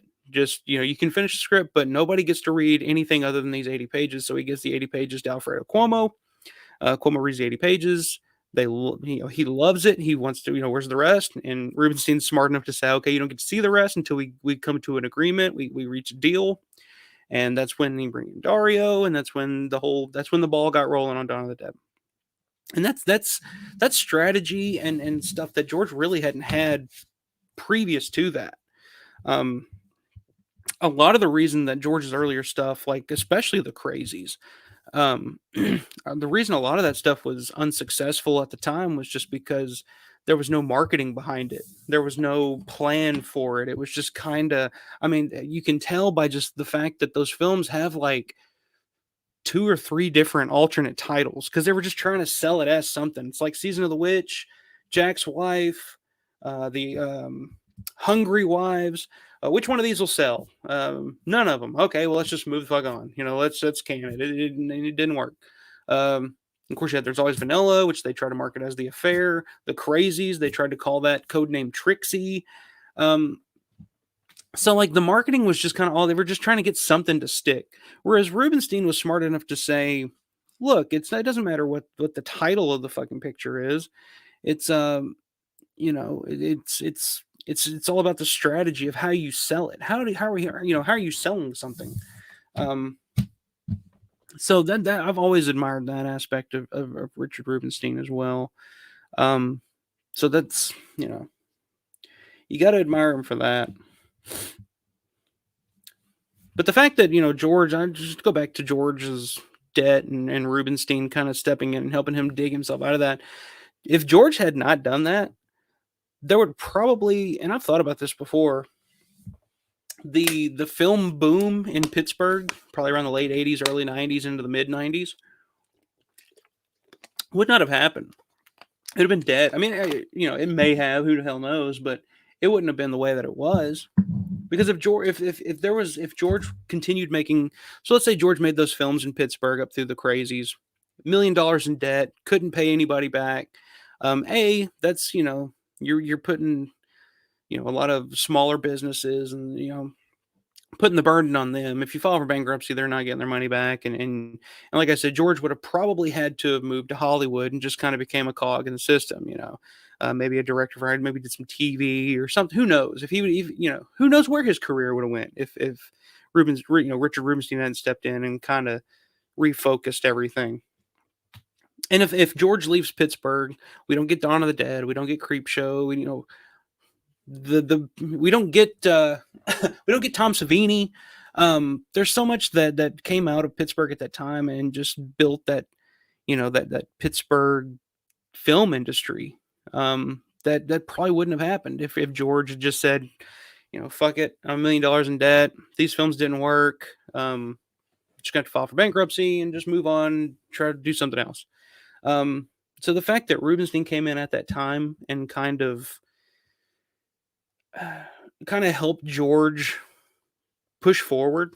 He eventually got a little, pulled together a little money to make Martin, which was the start. And then Dawn of the Dead, once Dawn of the Dead came out, that was successful enough that George was able to pay off a lot of that debt. And I think a lot of the money that George made off of Dawn of the Dead was used to pay off a lot of that debt. So once that was, that was a huge burden off his shoulders, and he could continue to make these films in Pittsburgh going forward. So I think Richard Rubinstein is owed a lot of credit, and I think he's owed a lot of credit in a lot of ways. Just his ability to stick by George and be smart enough to know that George's vision is, my job is to facilitate his vision and do what I can to make sure that he can bring that to the screen. And because of that, as I forget who said it earlier, maybe in a Lunar Loner, I think George did the best work of his career during his time with Richard because George didn't have to worry about the business end. George, his one focus was the creative aspect of it, the filmmaking.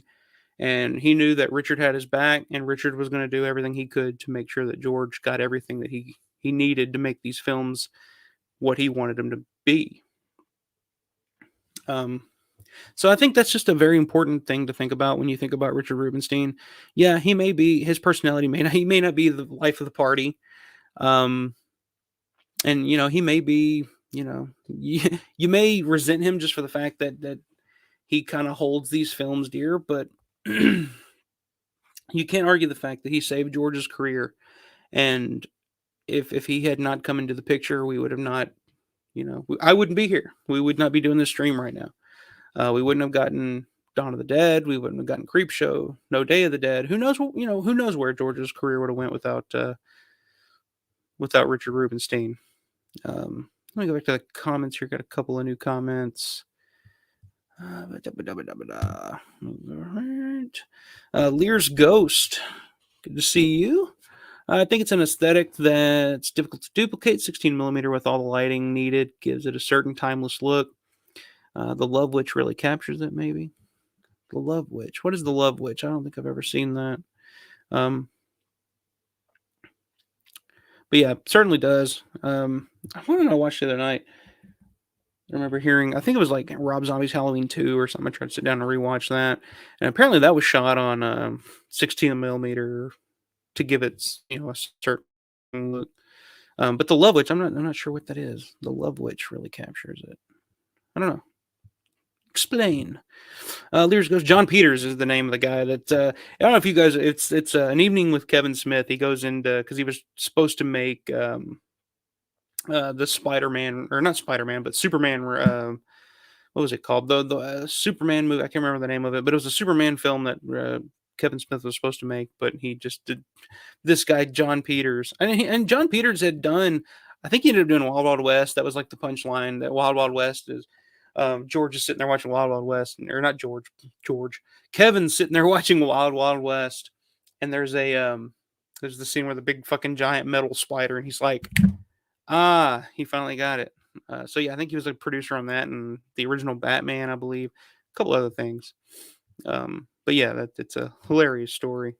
Lears goes, why did Rubinstein sit on Dawn and Martin for so long with the home media releases? I don't know. Like I talked about earlier, I went into it quite a bit earlier. I don't know if you were on the stream at the time, but that's kind of the first thing we talked about. Is like that's why a lot of people have a sour taste in their mouth about Rubinstein. That's why a lot of people kind of shun Rubinstein a little bit. And I mean, thinking about it, without Richard Rubinstein, we wouldn't have gotten Donald Rubinstein. So we wouldn't have gotten some of those great scores for Martin, Knight Riders, etc. The Tales from the Dark Side theme. But anyway, yeah, that's still a mystery. Like I said, I think a lot of it back when the Anchor Bay stuff came out in the early 2000s, a lot of that was tied to the fact that he, had the Dawn remake coming out that he was a big producer on. So who knows? It's his properties. He can do what he wants with them, I guess. But it would be nice to have a new mainstream release of Dawn of the Dead or Martin in the, I guess mostly Dawn of the Dead here in the U.S. Like I said, Martin hasn't had anything since a DVD, so just a Blu-ray would be nice. Let's see. Jimmy G's in the house. What's up, man? George sort of made Pittsburgh the Midwestern Hollywood. He certainly did. I mean, you think of all the films that were shot in Pittsburgh around that time. Of course, Silence of the Lambs went on to win Academy Award for Best Picture. And George actually makes a cameo in Silence of the Lambs, as does, I think, David Early has a role in Silence of the Lambs, and that was shot in Pittsburgh. So that's a Pittsburgh film. A lot of stuff was shot in Pittsburgh and the Pittsburgh area around that time.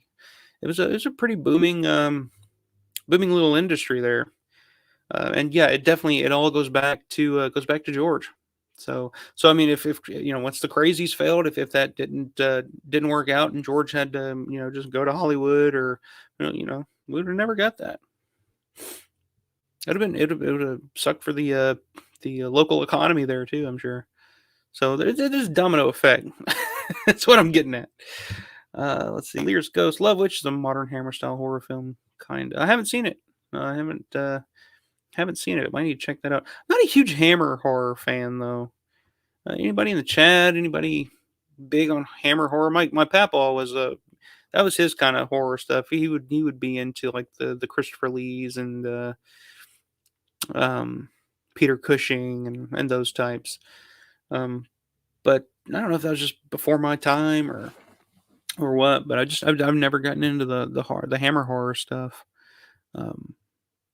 But I'd be interested in checking that out. If you're saying that film actually captures the old school like 16 millimeter look, that actually does interest me. So I might have to look that up. Love Witch.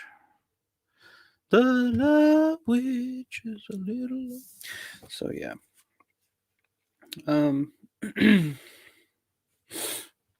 Wrote down a few notes there on Rubinstein. He's an interesting character. Interesting guy. I when I was on Grande's stream, we were talking about Romero in the 90s. He asked, if I could have dinner with anybody in the Romero universe, alive or dead, who would it be? And that was the first name that came into mind was Richard Rubinstein. Probably not. He probably is not. And from what I've heard from people so I've heard such different takes on it. People that have actually met him, that actually know him. Some of them say he's very misunderstood. He's just, a very low-key kind of guy, but he loved George and respected George so much and all this. But then you hear the other side of the coin from people, which I've heard from like John Amplis. I've heard from people like Daryl Ferrucci. I think even Michael Gornick. I think I remember hearing Gornick kind of badmouth Rubinstein when I met him in Cincinnati. Anytime I bring up Rubinstein, I'll ask about him, and then you get those responses of like, "Oh yeah, Richard's misunderstood. He's a good guy," Or some people be like, "What an asshole! I can't stand that guy." And Amplis and Gornick, I believe I remember hearing Gornick say, were very not very on Rubinstein. I don't understand. I don't know why. I'm sure it has to come back to money. I'm sure. Uh-oh. Internet's giving out again. I don't know. Am I working here? All right, I think I'm good. But I'm sure it comes back to a financial thing. There's got to be something financial, because of course John Amplis would probably has had some run-ins with Rubinstein business-wise in the past, just because Rubinstein owns Martin and John Amplis is Martin, so I'm sure they've crossed paths before. And of course Gornick, I mean, I'm sure he worked very closely with George and Rubinstein back in the day. So yeah, it really just depends on who you ask. I've heard Felcher, Michael Felcher, who interviewed Rubinstein for I can't remember which documentary it was for, but he's interviewed Rubinstein a couple of times, I believe, and he said he's just he seemed very nice guy, very misunderstood. He's just a very dry guy. He's not I don't know. He doesn't give off that star mentality or personality or something. So I guess for me, I feel like he's a little misunderstood. I would love to sit down, have a coffee, dinner, or whatever with him, have a drink, a scotch or whatever. I don't know what he drinks, and just talk about the business aspect of George's films. I find that so fascinating, and he does a great. I mentioned it earlier, the commentary that he did with Perry Martin it was on the Ultimate Edition release on Dawn of the Dead from Anchor Bay back in the day. It was on the Cannes cut. And it's just all about the business side of it and the business aspect of producing Dawn and how it got made. And it's amazing. He talks about, which another smart business move. This is why I think he's such a good, underrated producer. So the budget for Dawn of the Dead for years was always reported at being around $1.5 million, $1.5 million. Now that's not what the budget of Dawn of the Dead is. He reveals in that commentary that that's what he told people for years and years and years. Is that a shady business practice? Maybe, but all is fair in love and war, I guess. And business to some is war, and I feel like Rubinstein's that kind of guy, where it's. I'm not saying he would fuck somebody over, but he's just kind of the guy that would look at it as, hey, it's just business type of thing, And the fact that he went around for years after that and told people, oh, the budget for Dawn was $1.5 million, which sounds about right when you look at Dawn, which is the amazing thing about Dawn of the Dead and the amazing thing about Romero's ability to get the most out of his budgets. It's pretty amazing when you look at Dawn of the Dead and you find out what it was actually made for. Like when you hear $1.5 million, you're thinking, that sounds about right. They have a shopping mall and all this. There's a lot of, different stuff going on here. $1.5 million sounds about right for that time period.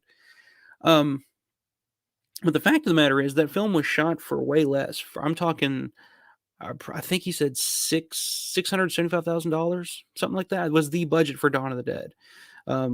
Half, of course, was raised by about 10 different 10 different investors chipped in on the Rubinstein Romero half of it, and of course the other half was funded by Argento and the Italians.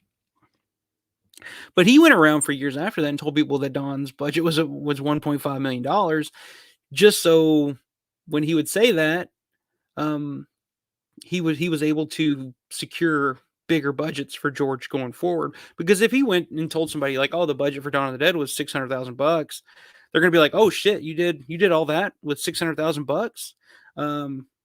I can give you $600,000.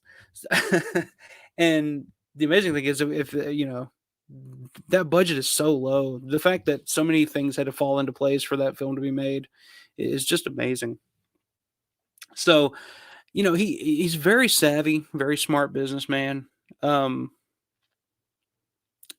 I don't know why him and George's. I guess because I think Laurel Entertainment, which was the name of the company that him and George founded and came together on. I guess when that went public, I think George didn't. He kind of wanted to step away from that. He kind of just wanted to, he didn't want to be in that business of having people to answer to, I guess. Um, so they went their separate ways in '84. After Day of the Dead, they went their separate ways. Although George did almost come back and work with Richard Rubinstein again on Pet Sematary, which Rubinstein produced. But that unfortunately never happened because of the reshoots for Monkey Shines, and everybody kind of knows that story now at this point, I think.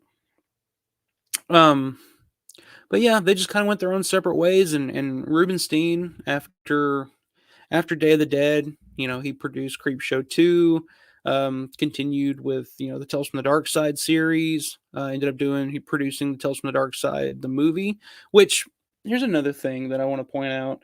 He worked on some Stephen King projects as well. I think he produced Thinner in the mid-90s.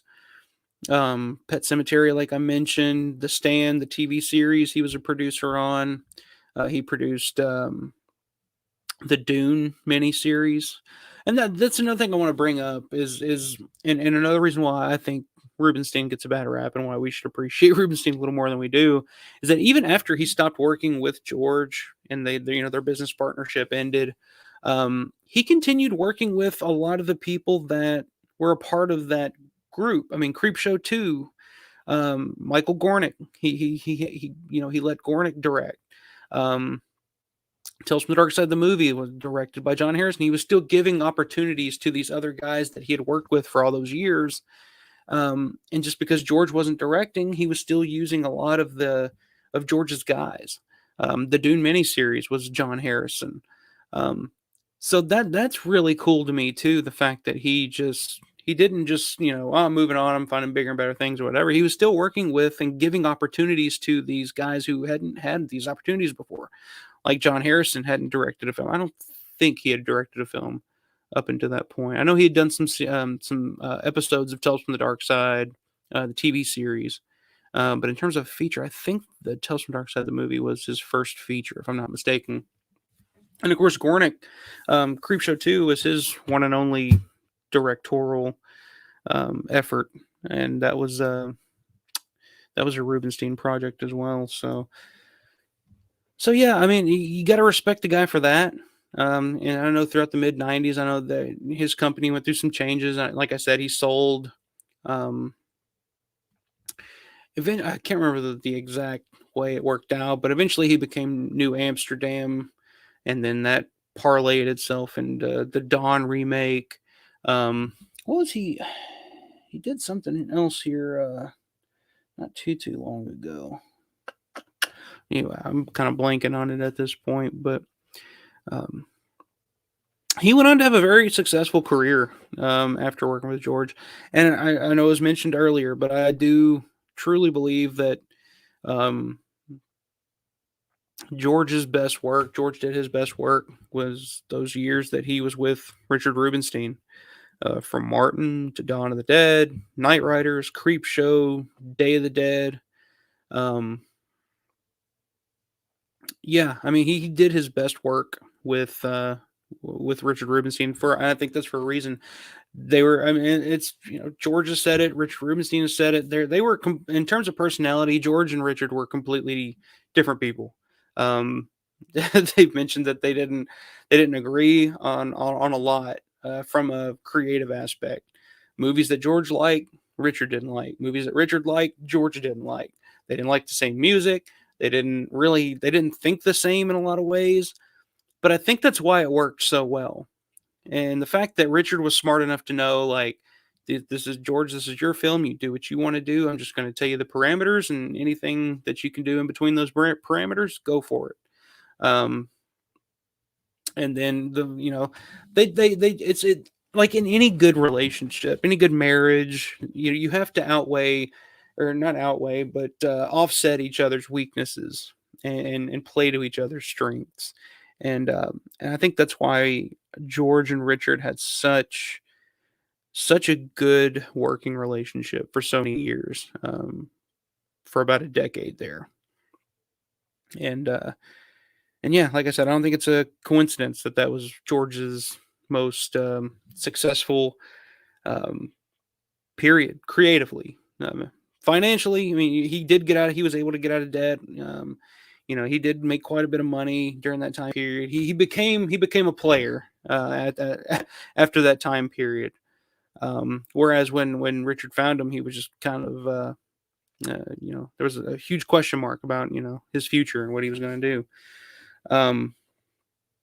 So I think that speaks a lot to Rubinstein, and I think Richard Rubinstein, just to kind of sum all this up, I guess here and kind of bring this to an end. But I think Richard Rubinstein is very misunderstood and very underrated as a producer. I think he's one of the best producers in horror films.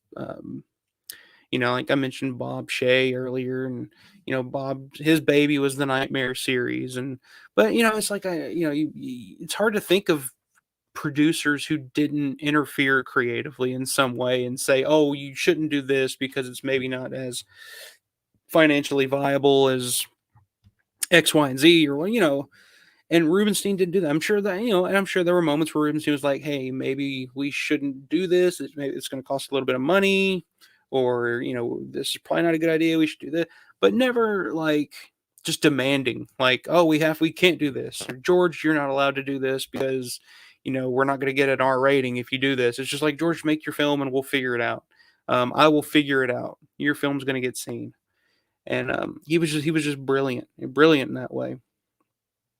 And even to the point where, I mean, just he wasn't even like, I know he was in the background in like Creep Show and Dawn of the Dead or something at times, but it's hard to pick out. And of course, he had the small role in Martin as well as Richard, where he's basically just playing himself, basically. And that's really just because of budget reasons and cast reasons. I mean, literally, everybody in that film, worked on the film as well, and everybody that was working on the film had some kind of role in the film as well, just because it was so low budget and such a small crew. But that was like the one and only time that Richard ever had like a real walk-on dialogue role in any film that he worked on, let alone George's. So he was not there for the art aspect of it. He was always the business-minded guy, which is what George desperately needed at the time, because George was just not a business-minded guy. So I think we owe Richard a huge debt of gratitude in a lot of ways, and I really, he may not be the coolest guy in the world, or I'm sure everybody has their own opinions, but for me personally, I think he's one of the most important figures in George's career, by absolutely George's career, but also just one of the most important figures in independent film and independent horror film, especially. So I think we owe him a big debt of gratitude in some ways, however you feel, but and I think another thing too, I mean, I was talking about the commentary that he did on the Cannes cut. The only reason we have that version of Dawn of the Dead, the longer hour or 139-minute director's cut of the film, or whatever you want to call it, is because Richard was smart enough to not, let it go by the wayside. Like a lot of films back then, and of course this was it was pre-VHS for one, so we were like miles away from DVD or special features, or modern times you see a film in theaters and then it comes out on Blu-ray or whatever as the special unrated version or whatever. That didn't exist back then. And typically if a film needed to be cut down, it was just cut down, and then that the original version would just never be found again, or not complete at least. But Richard was smart enough to save that version. So that's the version I grew up on. That's the version that I watched over and over again growing up. So I definitely owe him that. But yeah, he was smart enough to save that and make sure that was preserved, and that the original cut of that was for the Cannes Film Festival. Maybe not the festival itself, but like the market of Cannes, where they were trying to sell the film at the time. And Yeah, they did have, but it was just kind of like a rough. It's not even really the director's cut. It was just kind of the cut that Romero had in time for the festival. And then Romero went in and really the U.S. theatrical cut is really George's real director's cut. That's the one George prefers. I prefer the Cannes cut personally. I think it's I think there are certain elements to that are missing from the U.S. version that I think kind of takes a little bit away from the film. But that's just me. I could sit and watch the fucking 2.5 hour version, the ultimate cut or whatever. I could watch that anytime and be fun. But pacing wise, for I guess the mainstream audience, if I was showing Dawn of the Dead to somebody for the first time, I would suggest probably going with just the regular theatrical version. Um, I made the mistake, and I made the mistake of the first time I sat my fiance down to watch Dawn of the Dead. I picked the ultimate extended mall hours cut. Lear's Ghost points out. And the pacing on that, it's long. It's the pacing on it's a little slow at times. It's just like literally every bit of footage that exists for Dawn of the Dead is in this version, and that's probably the wrong move. But we went to see it in theaters. She liked it a whole lot more, and of course that was the U.S. cut, and it was in 3D, so that was kind of cool. But anyway, I just I felt like it was time to get on here and kind of discuss Richard Rubinstein, because I hear a lot of people, like I said, some people bad, some people good. Is he a hero? Is he a villain? I think the truth lies in the middle somewhere. I think that there are certain things in terms of for the fans that he could do that probably put him in. But I mean, you have to say too, when they discovered that 2.5 hour black and white cut of Martin, there was the worry that he would just stop it from ever being seen, or he would just put his foot down and say, I own this, I'm going to do this. When it came out, I mean, he wasn't even really that interested in buying it, first and foremost. I don't think he was ever a big fan of that cut. I've heard him say in the past, like, the 90-minute version is a good version, and that's what it should be. And the longer cut is just kind of like he wasn't a huge fan of. And I'm sure from a business aspect, it would probably be a lot harder to try to sell the 2.5 hour black and white cut of Martin back in 1977, but whatever. But when that footage was found, and Nicotero ended up purchasing it at auction for like $50,000, there was the question of like, oh, well, will anybody be able to see it? Because even though the actual print exists, Rubinstein owns the rights, and you have to get permission from Rubinstein to show it or display it or whatever you're going to release it, whatever you're going to do with it. And apparently Richard's been very, very cool about it. They're preserving it, they're restoring it, they're digitizing it at the University of Pittsburgh for the Romero archive, where people can actually just go and watch it for free.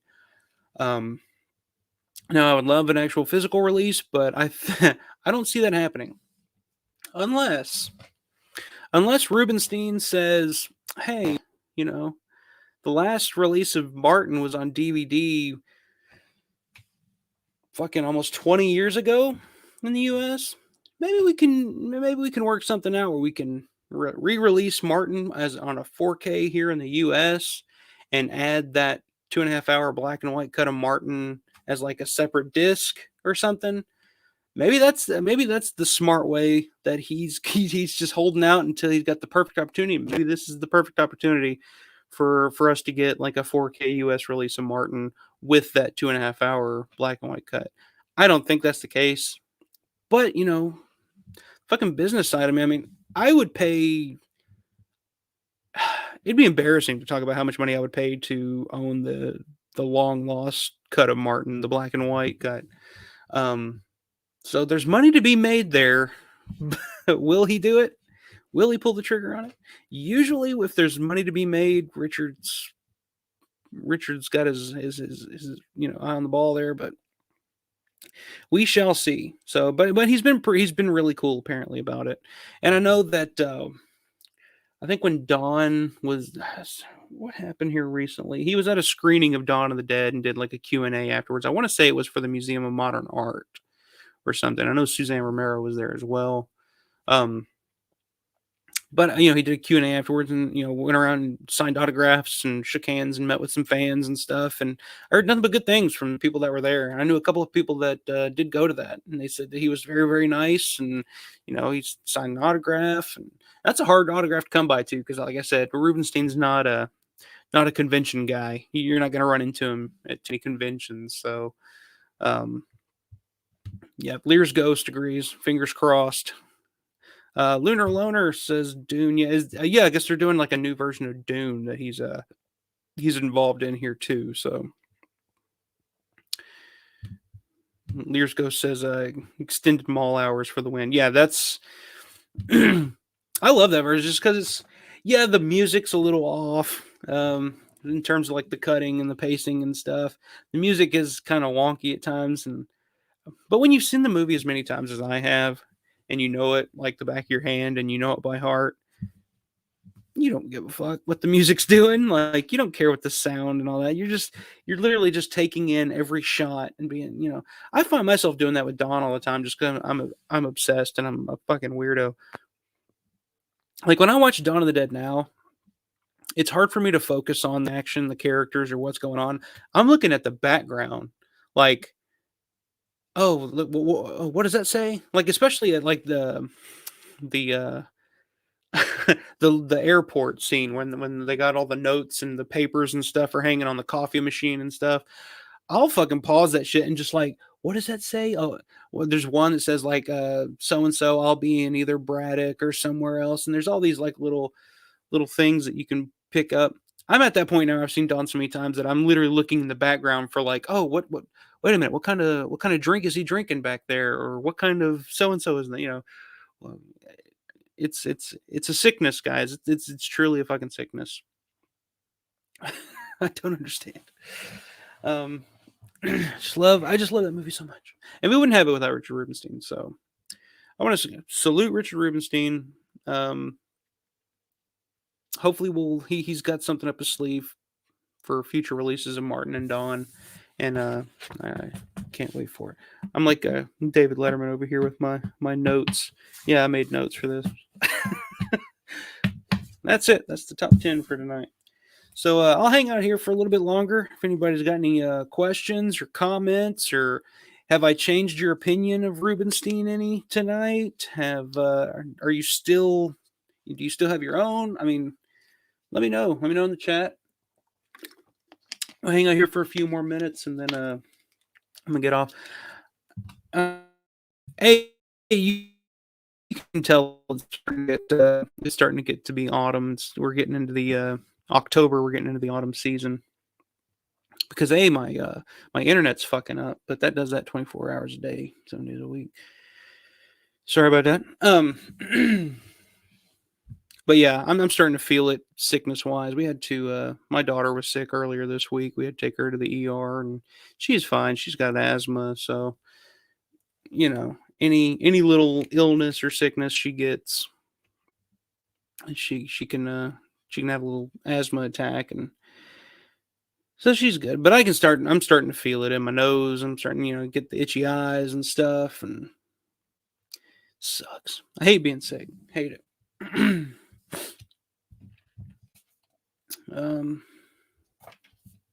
Yeah, I'm looking forward to doing this Tales from the Dark because it's literally Romero related stuff, and I need to go back. I gotta catch up on all my Romero adjacent films, like all the John Russo stuff and the fucking Bill Heinzman's Flesh Eater. I've never seen Flesh Eater.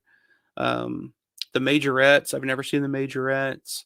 I've never heard anything good about him, really.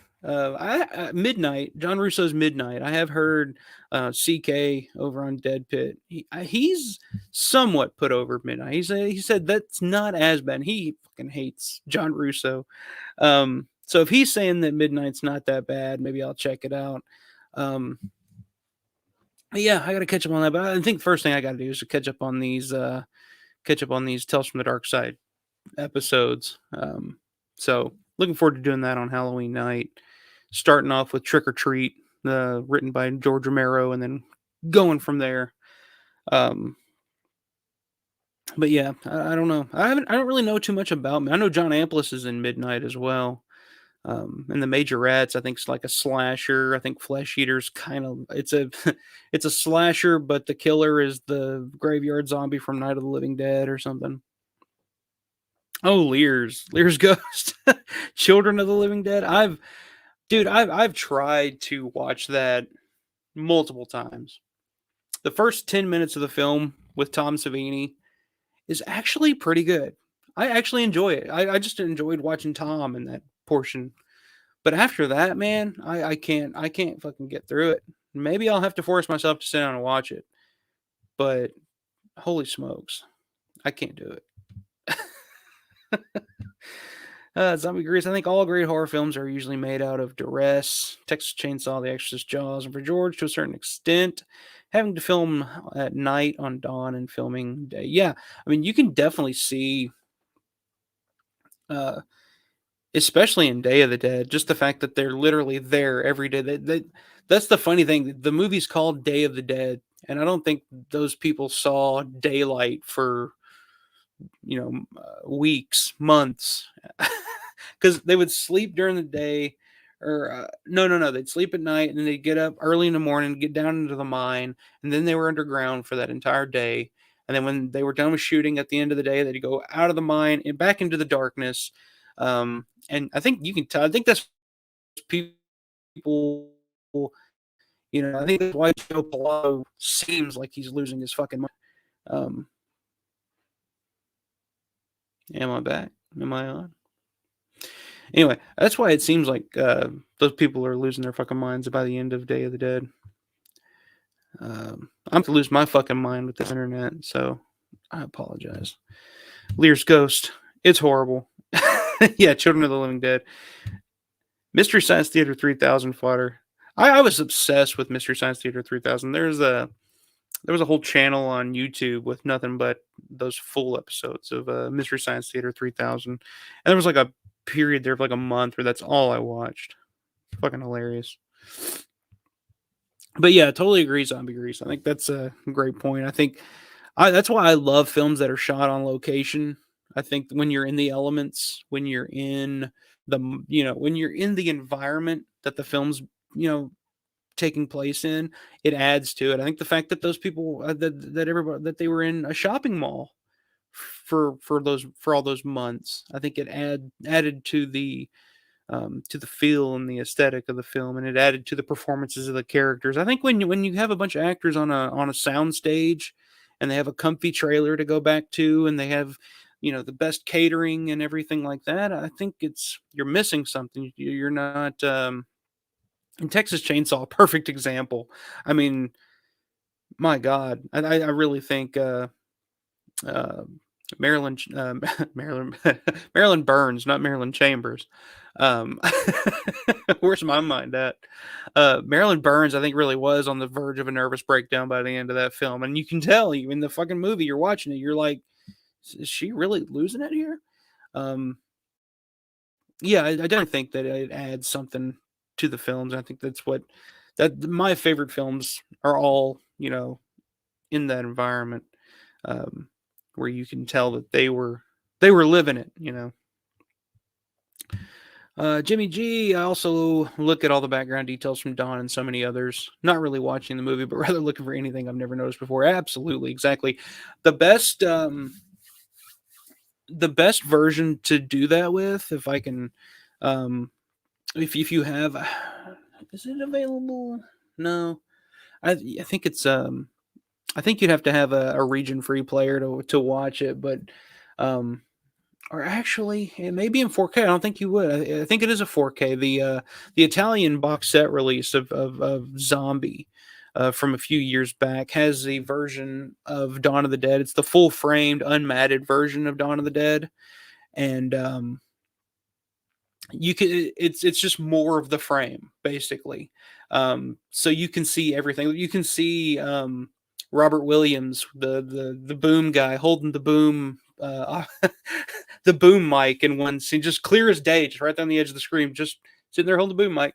And you can see so much more of the film and pick out all the little details. So I highly recommend, if you haven't checked that out, check it out. It's on quite a few different releases all overseas, but it's on that Italian zombie release from Midnight Factory, I believe. It's on the ESC French release, I'm pretty sure. It's on the German Coke release, I think that is. It's out there. I definitely recommend checking it out because that's fun. Like for people like us, Jim. Yeah, if you're just watching it to try to pick out small things here and there, that's the perfect version to watch to do that. So yeah, highly recommend that. Anybody else got anything else before I hop off here? It's been fun tonight. Like I said, I've been wanting to talk about Richard Rubinstein for quite a while because I think it's a hot topic, and most people when you bring up Richard's name, it's pretty negative response, pretty negative reaction. But I just want to kind of make the case for him,